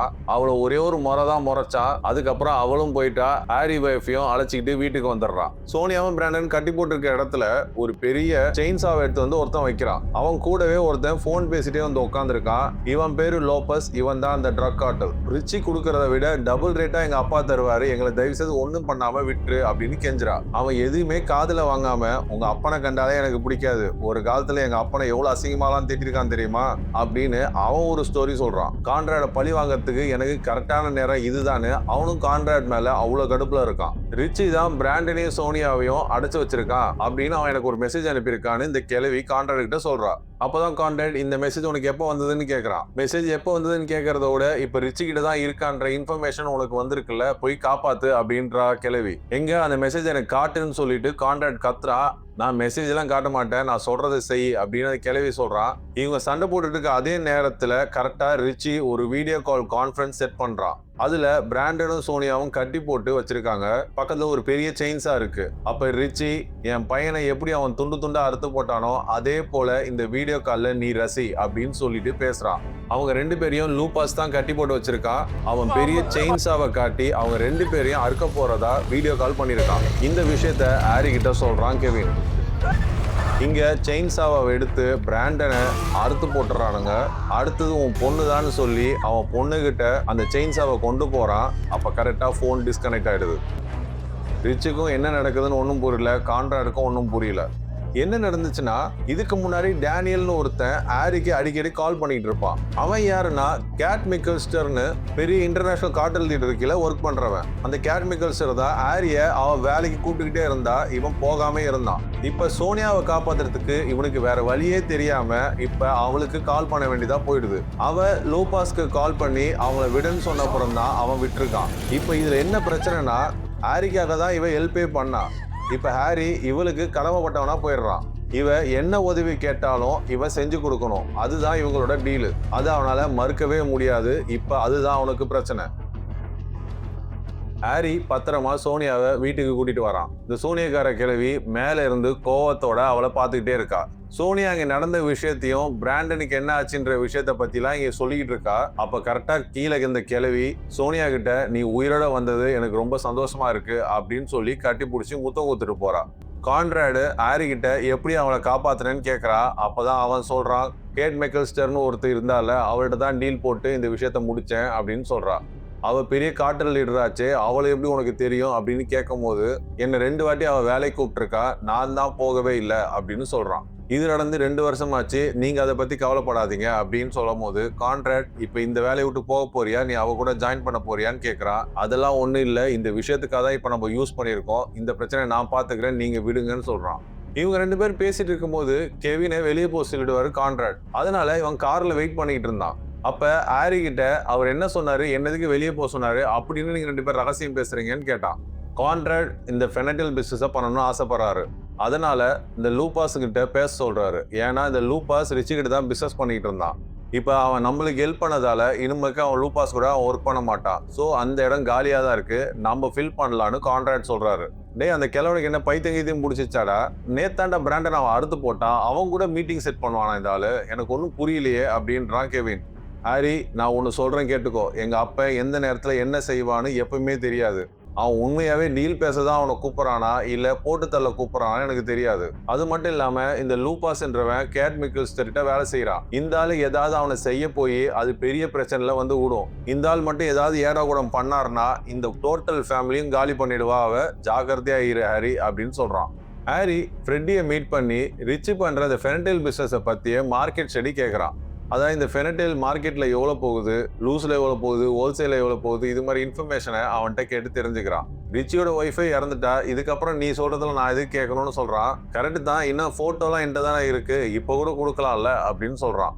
இந்த ஃப்ரெண்டி ஹாரிய துப்பாக்கியை காட்டிட்டு அந்த போட்டோஸ் எல்லாம் என்கிட்ட கொடுத்துருன்னு மிரட்ட ஆரம்பிச்சான். டேய் நீ என்ன முட்டாளடா, கீழே என் ஆளுங்க 2 பேர் இருக்கானுங்க, இங்க சிசிடிவி எல்லாம் இருக்கு, இப்ப என்ன சுட்டுட்டேன்னா என் பாடி எப்படி டிஸ்போஸ் பண்ணுவேன், ஜெயிலுக்கு தான் போவேன், முட்டாள்தனமா துப்பாக்கி எல்லாம் தூக்காத, கீழே போடு அப்படின்னு சொன்னான். இனிமேல் கான்ராட் கிங்கு கிடையாது, இனிமேலுக்கு கெவின் தான் கிங்கு. நானும் அவனும் தான் இனிமேலுக்கு இந்த பிசினஸை பார்த்துக்க போறோம். நீ எங்க கூட ஜாயின் பண்ணதா, நீ கண்டிப்பா ஜாயின் பண்ணலாம், எனக்கு இந்த இன்ஃபர்மேஷன் மட்டும் கொடுத்துரு, உன்னை நான் மிரட்ட வேண்டிய அவசியம் கிடையாதுன்னு நினைக்கிறேன் அப்படின்னு சொன்னான். அப்ப அவனு சொன்னா, உங்க வீட்லயே ஒரு கருப்பாடை இருக்கு, அதை ஃபர்ஸ்ட் தூக்கி போடு, அதுக்கப்புறம் நீ மத்ததெல்லாம் பேசலாம் அப்படின்னு சொன்னான். ஃப்ரெட்டி அந்த கருப்பாடு யாருன்றத ஹாரி கிட்ட சொல்லிடுறான். இதுக்கப்புறம் இந்த ஃப்ரெட்டியோட ஹெல்ப் நம்மளுக்கு தேவையில்லைன்றதால மாடியிலேருந்து தூக்கி போட்டு அவனை சாவடிச்சிடுறான். அதே நேரத்துல இங்க போலீஸ் ஸ்டேஷன்ல ஒரு ரிட்டையர்டு இன்ஸ்பெக்டர் காலின் ஒருத்தன் இந்த கிரைம் ஃபேமிலிஸ்லாம் எப்படி உடைக்கலாம் அப்படின்னு போலீஸ்க்கு ஐடியா கொடுத்துக்கிட்டு இருக்கான். அவங்க இந்த அலைஸ் எல்லாம் அனுப்பி உளவு பார்க்க சொல்றதெல்லாம் வேஸ்ட்னு நினைக்கிறான். அந்த குடும்பத்தை உடைக்கிறதுக்கு ஒரே வழி அவனோட ஆப்போசிட்டான ரிச்சியை பிடிக்கணும் அப்படின்னு சொல்றான். அதே சமயத்துல கான்ட்ராக்ட் பங்களாவில் ஹாரி ஒய்ஃபு கிட்ட கான்ட்ராக்ட் பேசிக்கிட்டு இருக்கான். நீ எதுக்குமா வெளியெல்லாம் போய் பேசிட்டு இருக்க, யாரா இருந்தாலும் வீட்டுக்கு அழைச்சிட்டு வந்து பேச வேண்டியது தானே, நீ என்ன பண்றடா, நாளைக்கு அந்த அலைஸை இங்க டின்னர் சாப்பிட கூப்பிடு, நான் அவள்கிட்ட கொஞ்சம் பேசணும் அப்படின்னு சொல்லிட்டு கான்ட்ராக்ட் போறான். ஹாரி இந்த வீடியோ கால் மூலியமா அந்த இன்டர்நேஷனல் கார்டல் லீடர்கிட்ட பேசுறான். லூபாஸ் கான்ட்ராக்டுக்கு ஹெல்ப் பண்ணதால ரிச்சி அவன் கூட இனிமே பிசினஸ் பண்ண மாட்டான். அந்த பிசினஸை கான்ட்ராக்ட் பண்ணணும்னு ஆசைப்படுறாரு. அதுக்காக நீங்க ஒரு மீட்டிங் அரேஞ்ச் பண்ணி கொடுத்தீங்கன்னா உங்களுக்கு 50% கட் தரேன்னு உங்கள்கிட்ட சொல்ல சொன்னாருன்ற விஷயத்த அவர்கிட்ட சொல்லிட்டு இருக்கான். அவளும் நான் அரேஞ்ச் பண்ணி கொடுக்குறேன், ஆனா ஒரு விஷயம் ஞாபகம் வச்சுக்கோ, இது 2வது ஃபேவர் நீ கேட்குற, எனக்கு நீ 2 ஃபேவர் செய்ய வேண்டியது இருக்கு, ஞாபகம் இருக்கட்டும் அப்படின்னு சொல்லிட்டு அவ அந்த வீடியோ காலை கட் பண்ணான். இங்க பிஸ்கோட அசிஸ்டன்ட் இந்த காலின் 3 பேரும் ரிச்சியை பார்க்க போறாங்க. அவங்க கான்ட்ராக்ட் ஃபேமிலியை அழிக்கிறதுக்கு ஒரு பிளான் போட்டிருக்கிறதாக ரிச்சி கிட்ட சொல்றாங்க. ரிச்சி கிட்ட இவங்க 2 பேருமே ஒரு டீல் பேசினாங்க. நீங்க போலீஸோட கண்ட்ரோல்ல இருந்து நாங்க சொல்றதெல்லாம் நீங்க செஞ்சீங்கன்னா உங்களோட கேஸ் எல்லாத்தையுமே கவர்மெண்ட் வழியில இருந்து நாங்க தள்ளுபடி செய்வோம், அது மட்டும் இல்லாம நிறைய சலுகைகள் உங்களுக்கு தருவோம் அப்படின்னு ரிச்சி கிட்ட பேசிக்கிட்டு இருந்தாங்க. அப்ப ரிச்சி கேட்டா, நான் உங்க கண்ட்ரோல்ல இருக்கணுமா இல்ல நீங்க என் கண்ட்ரோல்ல இருக்கணுமான்னு கேட்டான். நீங்க தான் போலீஸ் கண்ட்ரோல்ல இருக்கணும், கவர்மெண்ட் கண்ட்ரோல்ல இருக்கணும் அப்படின்னு சொல்லும் போதே இவன் துப்பாக்கி எடுத்து 2 பேரையும் போட்டு தள்ளிடுறான். ரிச்சி யார் கண்ட்ரோல்லையும் இருக்க மாட்டான், என் கண்ட்ரோல்ல தான் எல்லாமே இருக்கணும் அப்படின்னு சொன்னான். அப்ப காலின் வெளில தான் உட்கார்ந்து இருந்தான். காலின் நீங்க சொல்லுங்க, நான் யார் கண்ட்ரோல்ல இருக்கணும்னு கேட்கிறான். தெய்வமே, உங்க கண்ட்ரோல்ல தான் இந்த கவர்மெண்டே இருக்குது அப்படின்னு சொல்லி இவன் அவங்க கிட்ட சரண்டர் ஆயிடுறான். We have a deal. எட்டி தூக்கத்திலிருந்து எந்திரிக்கும் போது கான்ட்ராக்ட் அவன் ரூம்ல இருக்கிறத பாக்குறான். ஒண்ணுகிட்ட தனியா பேசணும்னு சொல்லிட்டு கான்ட்ராக்ட் அவனை அழைச்சிட்டு போறான். அப்ப நம்மளுக்கு அவங்க 2 பேரும் என்ன பேசினாங்கன்றது தெரியாது. ஹாரி லூபாஸ் கூட அந்த மீட்டிங்கை அரேஞ்ச் பண்ணான். கான்ட்ராக்ட் கிட்ட போகும்போதே ஒரே ஒரு கோரிக்கை மட்டும் சொன்னான், நீங்க ஏதாவது தப்பு பண்ணிடக்கூடாது, ஏன்னா இந்த மீட்டிங்கை யார் அரேஞ்ச் பண்ணி தராங்கன்னு உங்களுக்கே தெரியும், இது டோட்டல் ஃபேமிலிக்கு பிரச்சனை, உங்க கோவத்தை நீங்க கண்ட்ரோல் பண்ணணும் அப்படின்னு ஹாரி சொன்னா. அப்ப கான்ட்ராக்ட், இந்த லூபாஸ்ன்றவன் வெறும் அம்பு தான், நான் இப்ப அவன் அடிக்க போறதில்ல, அதுக்கு ஒரு நேரம் காலம் வரும், இப்ப நான் அவனை தொட மாட்டேன்னு சொல்லிட்டு அந்த மீட்டிங்க்கு அரேஞ்ச் பண்ணாங்க. இந்த லூபாஸ்ன்றவன் கான்ட்ராக்ட் கிட்ட, நான் உங்களுக்காகலாம் வரல, எனக்கு உங்கள்கிட்ட பிசினஸ் பண்றதுக்கே பிடிக்கல, இருந்தாலும் அவங்க உங்கள்கிட்ட பிசினஸ் பண்ண சொல்லியிருக்காங்க, நான் கண்டிப்பா பண்ணுவேன், ஆனா நீங்க ஒரு வேலை பண்ணணும், உங்க குடும்பத்திலேயே நிறைய ஆள்காட்டிங்க இருக்காங்க, ஃபர்ஸ்ட் அதெல்லாம் நீங்க களை புடுங்குங்க, அதுக்கப்புறம் இந்த பிசினஸை நீங்க புடுங்கலாம் அப்படின்னு சொல்லிட்டு அவன் கிளம்பிடுறான். அன்னைக்கு நைட்டு ஆலைஸ் கான்ட்ராக்ட் ஃபேமிலியோட டின்னர் சாப்பிட ஜாயின் பண்ணான். அப்ப சோனியா, உங்களுக்கு எப்படி எந்த வித பயம் இல்லாம இவ்வளவு தூரம் வந்திருக்கீங்க, உங்களுக்கு எல்லாம் பயமே கிடையாதா அப்படின்னு கேக்குறா. இந்த டின்னர் வரத்துக்கு நீங்க 100 மைல் தாண்டி வந்திருக்கீங்க, அப்படி என்ன இங்க ஸ்பெஷல், உங்க ஹேர் கூட நீங்க வாஷ் பண்ணல, ஹாரி ஒய்ஃப் உங்கள்கிட்ட கூப்பிடும் போது நீங்க அவங்க என்ன விஷயமே கேட்கவே இல்லையாமே, இப்படி நிறைய கொஸ்டின் அவள்கிட்ட கேட்டுக்கிட்டு இருக்காங்க. அவளுக்கு எந்த ஒரு பதிலும் சொல்ல முடியல. அதனால நாங்க ரெஸ்ட் ரூம் போயிட்டு வரவான்னு சொல்லிட்டு அவர் ரெஸ்ட் ரூம் கிளம்பிட்டா. அலைஸ் வேக வேகமா ஆளுக்குள்ள வந்து கான்ட்ராக்ட் குடிச்சு வச்சிருந்த அந்த ஒரு ஒயின் கிளாஸை எடுத்து அவ பர்சுக்குள்ள போட்டுக்கிறா. ஹாரி அவ பின்னாடி நிக்கிறத அவ கவனிக்கவே இல்லை. அப்ப ஹாரி, நீ என்ன பண்றது எனக்கு தெரியுது, டிஎன்ஏ பிளான் பண்ற, அவரை ஏதோ கேஸ்ல மாட்டி விட பாக்குற, கரெக்டா அப்படின்னு கேக்குறான். அதுக்கு அலைஸ், இதுவரைக்கும் கான்ட்ராக்ட் செஞ்ச தப்புக்கு மாட்டவே இல்லை, இனிமேக்கு செய்யாத தப்புக்கு அவர் மாட்ட போறாரு, இன்னும் 5 நிமிஷத்துல போலீஸ் இங்க வந்துடும், கான்ட்ராக்டையும் அந்த கிழவியும் அரெஸ்ட் பண்ணிடுவாங்க அப்படின்னு அலைஸ் சொல்றா. இங்க கான்ட்ராக்டுக்கும் கிழவிக்கும் பெரிய சண்டையே ஆயிடுது. என்னன்னு பார்த்தா காலைல எட்டி தூங்கி எந்திரிக்கும் போதே கான்ட்ராக்ட் அங்க இருந்திருப்பாப்புல. இந்த கிழவிதான் ஆர்ச்சி போச்ச இடத்தையும் சோனியா பிராண்டும் இருக்கிற இடத்தையும் சொல்லி பிராண்டனை சாகடிச்சதே இவதான் அப்படின்ற விஷயத்த எட்டி கான்ட்ராக்ட சொல்லியிருக்கான். அப்ப இந்த கிழவி கோபத்துல, நான் பிராண்டனை சாகடிக்க நினைக்கல, சோனியாவை தான் போட்டு தள்ளலான்னு பார்த்தேன், எப்படியோ தப்பிச்சிட்டான் நாய் அப்படின்னு திட்டுறா. அதுக்கு கான்ட்ராக்ட், நீ என்ன பிளான் பண்றியோ அது நடக்கவே நடக்காது அப்படின்னு சொல்லிட்டு இருக்கும் போதே கான்ட்ராக்ட் ஒரு பாட்டில உடைச்சுக்கிட்டோம், இங்க இந்த கிழவி கிளாஸை உடைச்சுக்கிட்டோம், 2 பேரும் சண்டைக்கு நிற்கிறாங்க. அந்த நேரத்துல போலீஸ் சவுண்டு கேக்குது, போலீஸ் நம்மள அரெஸ்ட் பண்ண வருது, எல்லாரும் அப்படியே உட்காந்து சாப்பிடுங்க, யாரும் எந்த ரெசிஸ்டும் பண்ணாதீங்க, யாரும் எதுவும் பேசாதீங்க அப்படின்னு சொல்லிட்டு எல்லாருமே உட்காந்து சாப்பிட ஆரம்பிச்சாங்க. போலீஸும் உள்ள வந்து கான்ட்ராக்டையும் அந்த கிழவியும் அரெஸ்ட் பண்ணுச்சு. அந்த ஃபேமிலி வக்கீல் இப்ப ஹாரியை பார்க்க வந்திருக்கா. ஹாரி கூப்பிட்டு அனுப்பிச்சதால தான் அவளே இங்க வந்திருக்கா. ஹாரி அவளை முறைச்சு பார்த்துட்டு, இதுக்கு மேல என்கிட்ட எந்த பொய்யும் சொல்லாத, நான் கேட்கிற கேள்விக்கு மட்டும் பதில் சொல்லுன்னு சொல்ல ஆரம்பிச்சா. நான் கேட்கிற கேள்விக்கு நீ எஸ் ஆர் நோ அப்படின்னு பதில் சொன்னா மட்டுமே போதும், வேற எதுவுமே நீ பேசக்கூடாது. ரிச்சியை நீ அப்ரோச் பண்ணியா இல்ல அவன் உன்னை அப்ரோச் பண்ணானா? நீ எத்தனை நாளா அவனுக்கு இந்த ஃபேமிலி இன்ஃபர்மேஷன்லாம் அவனுக்கு சொல்லிக்கிட்டு இருக்க? நீயும் ரிச்சியும் என்னைக்காவது தனியா உங்க ஆபீஸ்ல மீட் பண்ணிருக்கீங்களா? இது மாதிரி கேள்விதான் ஹாரி கேட்டான். அவ எல்லாத்துக்கும் எஸ்ன்னு தான் சொன்னான். அவன் கேட்ட கேள்விக்கெல்லாம் அவ பதில் சொன்ன அப்புறம் அவளை போக சொல்லிடுறான். இந்த கிழவி ஜெயில இருந்தே எட்டிக்கு ஒரு மெசேஜ் அனுப்பி ஜெயிலுக்கு வந்து அவளை மீட் பண்ண சொல்றா. எட்டியும் இந்த கிழவிய பாக்குறதுக்கு இங்க வந்தான். இவ ஜெயில வந்து இவ திருந்தல போல. நாங்க 2 பேரும் இப்ப இல்லாத போது நீ தான் இந்த குடும்பத்தை காப்பாத்தணும். நீ ஹாரி எல்லாம் நீ அப்படியே ஃப்ரீயா விட்டனா அவன் உன் தலை மேல ஏறி உன்னையும் கொன்னுடுவான், உங்க அண்ணனையும் கொன்னுடுவான். ஹாரியை முந்திக்கிறதுக்கு முன்னாடி நீ போய் ஹாரியை கொன்னுடு. அதுக்கப்புறம் அந்த சோனியா இருக்கால அவளையும் கொன்னுடு. அப்புறம் நீ தான் ராஜா, நான் தான் ராணி, இந்த இங்கிலாண்டே நம்மளுக்கு தான் அப்படின்னு சொல்றா. நீ யாருன்னு தெரியுமாடா? உன்னோட பிறப்பு ரகசியம் எல்லாம் உனக்கு ஏதாவது தெரியுமா அப்படின்னு சொல்லிட்டு அவ ஒரு பெரிய ட்விஸ்ட் உனக்கு கொடுக்குறா பாருங்க. உங்க அப்பா பேரு கெவின் கிடையாது, உங்க அப்பா பேரு கான்ராட். உங்க தாத்தான்றக்காரல உங்க தாத்தா கிடையாதுடா, அவர் உங்க அப்பா அப்படின்னு சொல்றா. கான்ராடுக்கும் உங்க அம்மா பெல்லாவுக்கும் பிறந்தவ தானே நீ. கெவின் உங்க அப்பா கிடையாது, உனக்கு அவன் அண்ணன் அப்படின்னு சொல்றான். உங்க அம்மாவுக்கும் உங்க தாத்தாவுக்கும் உங்க அப்பாவை கல்யாணம் பண்ணிக்கிறதுக்கு முன்னாடில இருந்தே தொடர்பு இருந்தது. இது தெரியாம தான் உங்க அப்பா போயிட்டு உங்க அம்மாவை கல்யாணம் பண்ணிட்டு வந்துட்டான். அதுக்கப்புறம் எங்களால ஒன்றும் சொல்ல முடியல, அதை அப்படியே விட்டாச்சு. எட்டிக்கு தலையே சுத்தி போயிடுச்சு. என்னடா இவ்வளவு பெரிய விஷயத்த சொல்றீங்க, என்னால கண்ட்ரோலே பண்ண முடியலடான்னு நிக்கிறான். கான்ராட கெவின் பார்க்க வரான். நம்ம குடும்ப வக்கீல் தான் நம்ம இருக்க விஷயத்த எல்லாத்தையும் வெளியில சொல்றது அப்படின்ற விஷயத்தையும் சொல்றான். அது மட்டும் இல்லாம இனிமேக்கு நான் தான் இந்த குடும்பத்தை ஆள போறேன், நீங்களும் இந்த கிழவியும் இந்த குடும்ப பேரை அசிங்கப்படுத்தினது போதும், இனிமேலுக்கு இந்த குடும்பத்துக்கு நல்ல பேரை கொண்டு வரணும்னு ஆசைப்படுறேன் அப்படின்னு கெவின் சொல்றான். என்னடா என்ன உள்ள முடிச்சு போட்டு நீங்க கும்மால் அடிக்கலான்னு பாக்குறியா அப்படின்னு அவன் கேட்கறான்.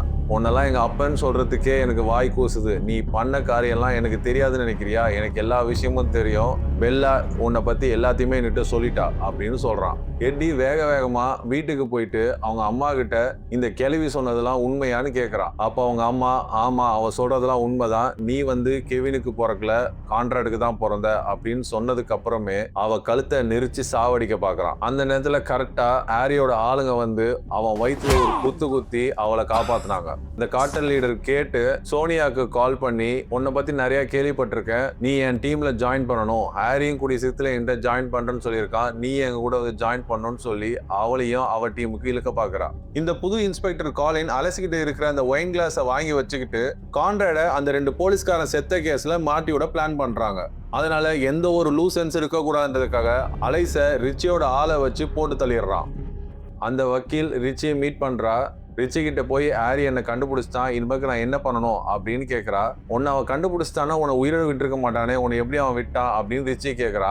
அவன் என்கிட்ட ஒரு ஹெல்ப் கேட்டிருக்கான், உன்னை செட் பண்ண சொல்றான். உன்னை என்னோட ஆஃபீஸ்க்கு மீட்டிங் கூப்பிடணுமா, நீ தனியா வரும்போது உன்னை கொலை பண்ணிடலாம் அப்படின்னு அவன் என்கிட்ட பிளான் சொல்லியிருக்கான் அப்படின்னு சொல்றான். அவங்க டோட்டல் ஃபேமிலியும் ஒரு சேஃப் ஹவுஸ்ல ஒளிச்சு வச்சிருக்காங்க.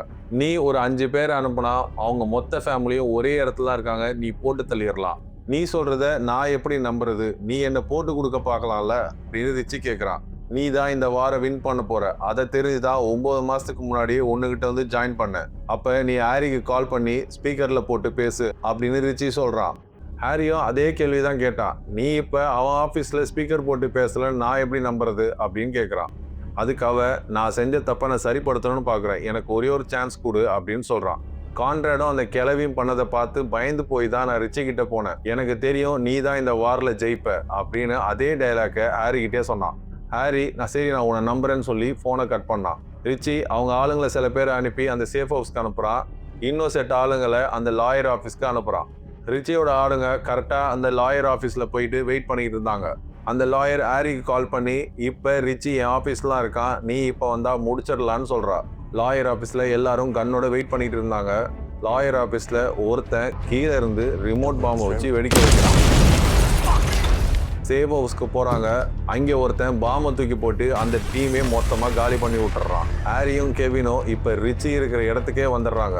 2 பேரும் உள்ளே இருக்கவங்க எல்லாருமே சுட்டு தள்ளிட்டு உள்ளே பாஞ்சாங்க. அப்போ ரிச்சி அந்த லாயரை பிடிச்சி தப்பிக்கலான்னு பார்த்தா, ஆனால் அவங்க போன வெளியில் லாயரை போட்டு தள்ளிட்டு ரிச்சியும் போட்டு தள்ளிடுறாங்க. இது எல்லாமே ஹாரியோட பிளான் தான். அவளை உயிரோட விட்டதுக்கு காரணமே இதுதான். அவளோட வேலை முடிஞ்சு போச்சு, அதனாலதான் அவளையும் போட்டு தள்ளிடுறான் ஹாரி. ஹாரி அலைஸை பிடிக்கும் போது அலைஸ் பேசுறத ரெக்கார்டிங் பண்ணியிருப்பான். அந்த ரெக்கார்டிங் இப்ப ஹாரி கிட்ட இருக்கு. அதை கெவின்கிட்ட காட்டி இந்த ரெக்கார்டிங்கை கோர்ட்ல கொடுத்தாலே அவங்க 2 பேரையும் வெளியே விட்டுருவாங்க, நாளைக்கே பண்ணிடலாம் அப்படின்னு சொல்றான். அதுக்கு கெவின் அவங்கள ஒரு 2 வாரம் ஜெயிலே இருக்கட்டுமே, கொஞ்சம் நிம்மதியா இருக்கலாமே அப்படின்னு சொல்றான். சரி அதுவும் கரெக்ட் தான், இப்ப நம்ம வேற புது வக்கீல் வேற தேடணும், அதுக்கும் கொஞ்சம் டைம் எடுக்கும்ல அப்படின்னு ஹாரி சொல்றான். ஹாரி அந்த கார்டல் லீடரை, அந்த கேட்டுன்ற லேடிய பார்க்க போறான். ஹாரிய அவ வேலைக்கு கூப்பிடுறா. நீ என் கூடவே வந்துரு, உனக்கு பணம் புகழ் எல்லாமே கொடுக்குறேன், எனக்கு உன்ன மாதிரி ஆள் தான் தேவை அப்படின்னு சொல்றான். இல்ல நான் இந்த ஃபேமிலிக்கு ரொம்ப வருஷமா வேலை செய்யறேன், நான் உங்களுக்கு விசுவாசமா இருந்தாகணும், அதனால உங்க கூட வர முடியாதுன்னு சொல்றான். இந்த கான்ட்ராக்ட் ஃபேமிலியும் ரிச்சி ஃபேமிலியும் கூடிய சீக்கிரத்தில் அழிஞ்சிரும், அவங்களுக்கு எந்த ஒரு லைஃபும் கிடையாது, என் கூட வந்தனா உனக்கு எல்லா விதமான பவரும் உனக்கு கிடைக்கும் அப்படின்னு சொல்லிட்டு இருக்கான். அதுக்கு நீ செய்ய வேண்டியது கான்ட்ராக்ட் ஃபேமிலி இருக்க எல்லாரையும் போட்டு தள்ளிடணும், போட்டு தள்ளிட்டு என் கூட வந்து ஜாயின் பண்ணு அப்படின்னு சொல்றா. எனக்கு நீ 2 ஃபேவர் பண்ணி ஆகணும், முதல் ஃபேவர் கேட்குறேன், இதை நீ செஞ்சுதான் ஆகணும்னு வற்புறுத்துறா. என்னால் அது செய்யவே முடியாது, நான் எப்பவுமே அந்த குடும்பத்துக்கு விசுவாசமா இருக்கேன், வேற ஏதாவது இருந்தா சொல்லுங்க நான் செய்யறேன் அப்படின்னு சொல்லி ஹாரி அங்கேருந்து கிளம்பிடுறான். இந்த விஷயத்த கேட்டவனைய கேட்டுக்கு செம்ம டென்ஷன் ஆகுறா. ஹாரி அவன் வீட்டுக்கு போயிட்டு அவன் ஒய்ஃபுக்கிட்ட எல்லா பிரச்சனையும் முடிஞ்சிருச்சு, ரிச்சி செத்துட்டான் அப்படின்னு சொல்றான். அப்போ அவன் மனைவி காய்கறி வெட்டிக்கிட்டு இருந்தா. அவ ஏற்கனவே செம காண்டில் இருக்கா. என்ன நினைச்சான்னு தெரியல, அவ பேசிட்டே இருக்கும்போது தயவு செய்து இங்க நிக்காத, வெளியே போன்னு கையை உதறனா. அவ கையை உதறும் போது தெரியாம அந்த கத்திய தோல்ல குத்திடுறா. ஹாரி இது எதிர்பார்க்கவே இல்லை, குத்துல அப்படியே ஹாரி உட்காந்துடுறான். ஐயோ நான் தெரியாம குத்திட்டேன்னு இவ கதறா. பரவாயில்ல விட்டுரு, ஒன்னும் பதட்டப்படாத, நீ அடிக்கடி சொல்லுவல பேசிட்டே இருக்கும் போது நான் நவுந்து போயிடுறேன்னு, இப்ப நான் வந்து எங்கேயும் போக மாட்டேன், இங்கேதான் உட்காந்துருக்கேன், நீ என்ன வேணாலும் சொல்லு நான் கேட்கறேன் அப்படின்னு சொல்லிட்டு சைலண்டா உட்காந்துடுறான். கான்ட்ராக்ட் ஜெயில ஜாலியா கும்மால் அடிச்சுக்கிட்டு இங்க ஒரு பெரிய டீமை ஃபார்ம் பண்ணிட்டு லைன் இஸ் ஆல்வேஸ் அ லைன்ன்ற மாதிரி இந்த இடத்துல வந்து அவர் ஜபர்தஸ்தா ஜாலியா என்ஜாய் பண்ணிட்டு இருக்கான். இந்த கதை இதோட முடியல. செகண்ட் சீசன் 2026 வரதா இருக்கு. நானும் உங்களை மாதிரியே வெயிட் பண்ணிட்டு இருக்கேன். ஆனா செகண்ட் சீசன்ல எக்ஸ்பெக்டேஷன் ரொம்ப ஜாஸ்தியா இருக்க காரணம் என்னன்னா, கான்ட்ராக்ட் வெளியே வந்துட்டா அப்பனுக்கும் பிள்ளைக்கும் சண்டை நடக்கும், ஹாரி யார் பக்கம் நிற்பான், விசுவாசமா நண்பனா அப்படின்ற மாதிரி இருக்கும். எடி இப்போ கான்ட்ராக்ட் பையன்ற உண்மை தெரிஞ்சதுக்கு அப்புறம் அவனோட வாழ்க்கை எப்படி மாறப்போகுது, அவன் ஏற்கனவே பயங்கரமா ஆடுவான், இதுக்கப்புறம் அவன் எப்படி ஆடுவான். இந்த இன்டர்நேஷனல் மாபிஸ்டர் கேட்டுன்னு ஒரு புது வில்லி ஒன்று கதைக்குள்ள புதுசா வராங்க. அவங்க செகண்ட் சீசன்ல எவ்வளவு பெரிய ஆளா இருப்பாங்கன்றது நம்மளுக்கு தெரியாது. இன்னொரு முக்கியமான விஷயம், கதையோட இறுதியில ஹாரியோட பொண்டாட்டி ஹாரிய கத்தியால குத்திடுறா. ஹாரிக்கு எதுவும் பெருசா நடக்காதுன்றது நம்மளுக்கு தெரியும், இருந்தாலும் அதுல ஏதாவது ட்விஸ்ட் இருக்குமான்றது எதிர்பார்ப்பு இருக்கு. இதோட ஃபர்ஸ்ட் சீசன் முடியுது. பட் இந்த கதையில சில பேக் ஸ்டோரிஸ்லாம் இருந்தது, அது மெயின் பிளாட்டை கொஞ்சம் ஸ்லோ டவுன் ஆகுச்சுன்றதால அதை கதையோட நான் சொல்லலை. செகண்ட் சீசன் வரும்போது இந்த ட்ராக் எல்லாம் தேவைப்படும், அதனால இப்போ அதை மட்டும் நம்ம பார்த்துடலாம்.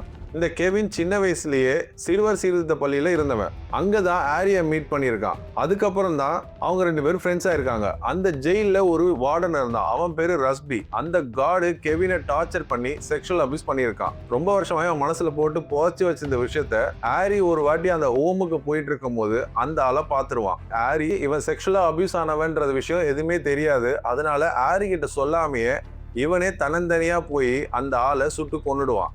அதுக்கப்புறம் தான் ஹாரிக்கு கால் பண்ணி இந்த விஷயத்த சொல்லும் போது ஹாரி அந்த விஷயத்த கிளியர் பண்ணுவான். கெவினோட ஒய்ஃப் இருக்கால, அவங்க அப்பா ஒரு பெரிய அரசியல்வாதி. அவனை ஏதோ ஒரு ப்ராஜெக்ட்டுக்கு ஹெல்ப் பண்ணணும் அப்படின்னு சொல்லி அவன் லஞ்சம் வாங்குறத வீடியோ பண்ணி அதை பப்ளிக்ல போட்டு விட்டுருவா. ஏன்டா இவ சொந்த அப்பாவே இப்படி பண்றா அப்படின்னு பார்க்கும்போது தான் அவன் சின்ன வயசுல இவளை சொந்த பொண்ணுன்னு பார்க்காம கூட செக்ஷுவல் அபியூஸ் பண்ணியிருக்கான். அதனால இப்ப அவனை பழி வாங்குறான். அதுலயும் ஒரு பிரச்சனை வரும். அந்த வீடியோ எடுத்தவன் அந்த வீடியோவை எடுத்து வச்சுக்கிட்டு காசு கேட்பான். அதை சரி செய்யறதுக்கு ஹாரியை அனுப்புவா. கெவினும் பெல்லாவும் சின்ன வயசுலயே 2 பேரும் ஒரே மாதிரி செக்ஷுவல் அபியூஸுக்கு ஆளாக்கப்பட்டவங்க. இவங்க 2 அப்பாவும் பவர்ஃபுல்லா இருந்ததால இவங்களால எந்த விஷயமும் வெளியே சொல்ல முடியல. இவங்க கல்யாணத்துக்கு அப்புறம் கூட அவங்க 2 பேரும் வாழ்க்கையில பெருசா சந்தோஷம் ஏற்பட்டதே கிடையாது. இதுக்கப்புறம் அவங்க 2 பேரும் ஒன்னா வாழ்ற மாதிரி இந்த ட்ராக்கை க்ளோஸ் பண்றாங்க. ஹாரியோட பொண்ணுக்கும் இந்த எட்டி பயலுக்கும் அவங்க 2 பேரும் இந்த கான்ட்ராக்ட் பேங்க்ல இருக்கும் போது லவ் வந்துடும். இதை அவங்க அம்மா ஹாரி கிட்ட சொல்ல ஹாரி போய் எட்டியை கண்டிப்பான். அதுக்கப்புறம் அவன் பொண்ணுகிட்டையும் போய் அட்வைஸும் சொல்லுவான். ஆனா அவங்க 2 பேருமே இதை கேட்க மாட்டாங்க. சூனியக்கார கிழவி இதை பார்த்ததுக்கு அப்புறம் அந்த கிழவி நல்லா நாக்கு புடுங்கிற மாதிரி 4 கேள்வி கேட்டதுக்கு அப்புறம் தான் இவ அவனை விட்டு பிரிஞ்சு வருவா. இந்த எபிசோட்ஸ் எல்லாம் இந்த கதையில இடைசர்களா வந்துகிட்டு இருக்கோம். இந்த மெயின் பிளாட்டை இதெல்லாம் டிஸ்டர்ப் பண்ற மாதிரி இருந்ததால் தான் நான் சொல்லலை. மொத்தத்துல ஃபர்ஸ்ட் சீசனை விட செகண்ட் சீசன் இன்னும் பவர்ஃபுல்லா இருக்கும், ரொம்பவும் சுவாரஸ்யமா இருக்கும்னு நான் எதிர்பார்க்கிறேன். செகண்ட் சீசன் வந்தா கண்டிப்பா நம்ம அதையும் பேசுவோம். உங்களுக்கு பிடிச்சா லைக் பண்ணுங்க, பிடிக்கலனா லைக் பண்ணிடுங்க, கமெண்ட் பண்ணுங்க. நீங்க தர கொஞ்சம் கன்ஸ்ட்ரக்டிவான கமெண்டால மட்டும்தான் என்னால மேற்கொண்டு நல்ல படங்களை என்னால போட முடியும். ஸோ தேங்க்யூ ஃபார் வாட்சிங் and thank you for listening. It's GK.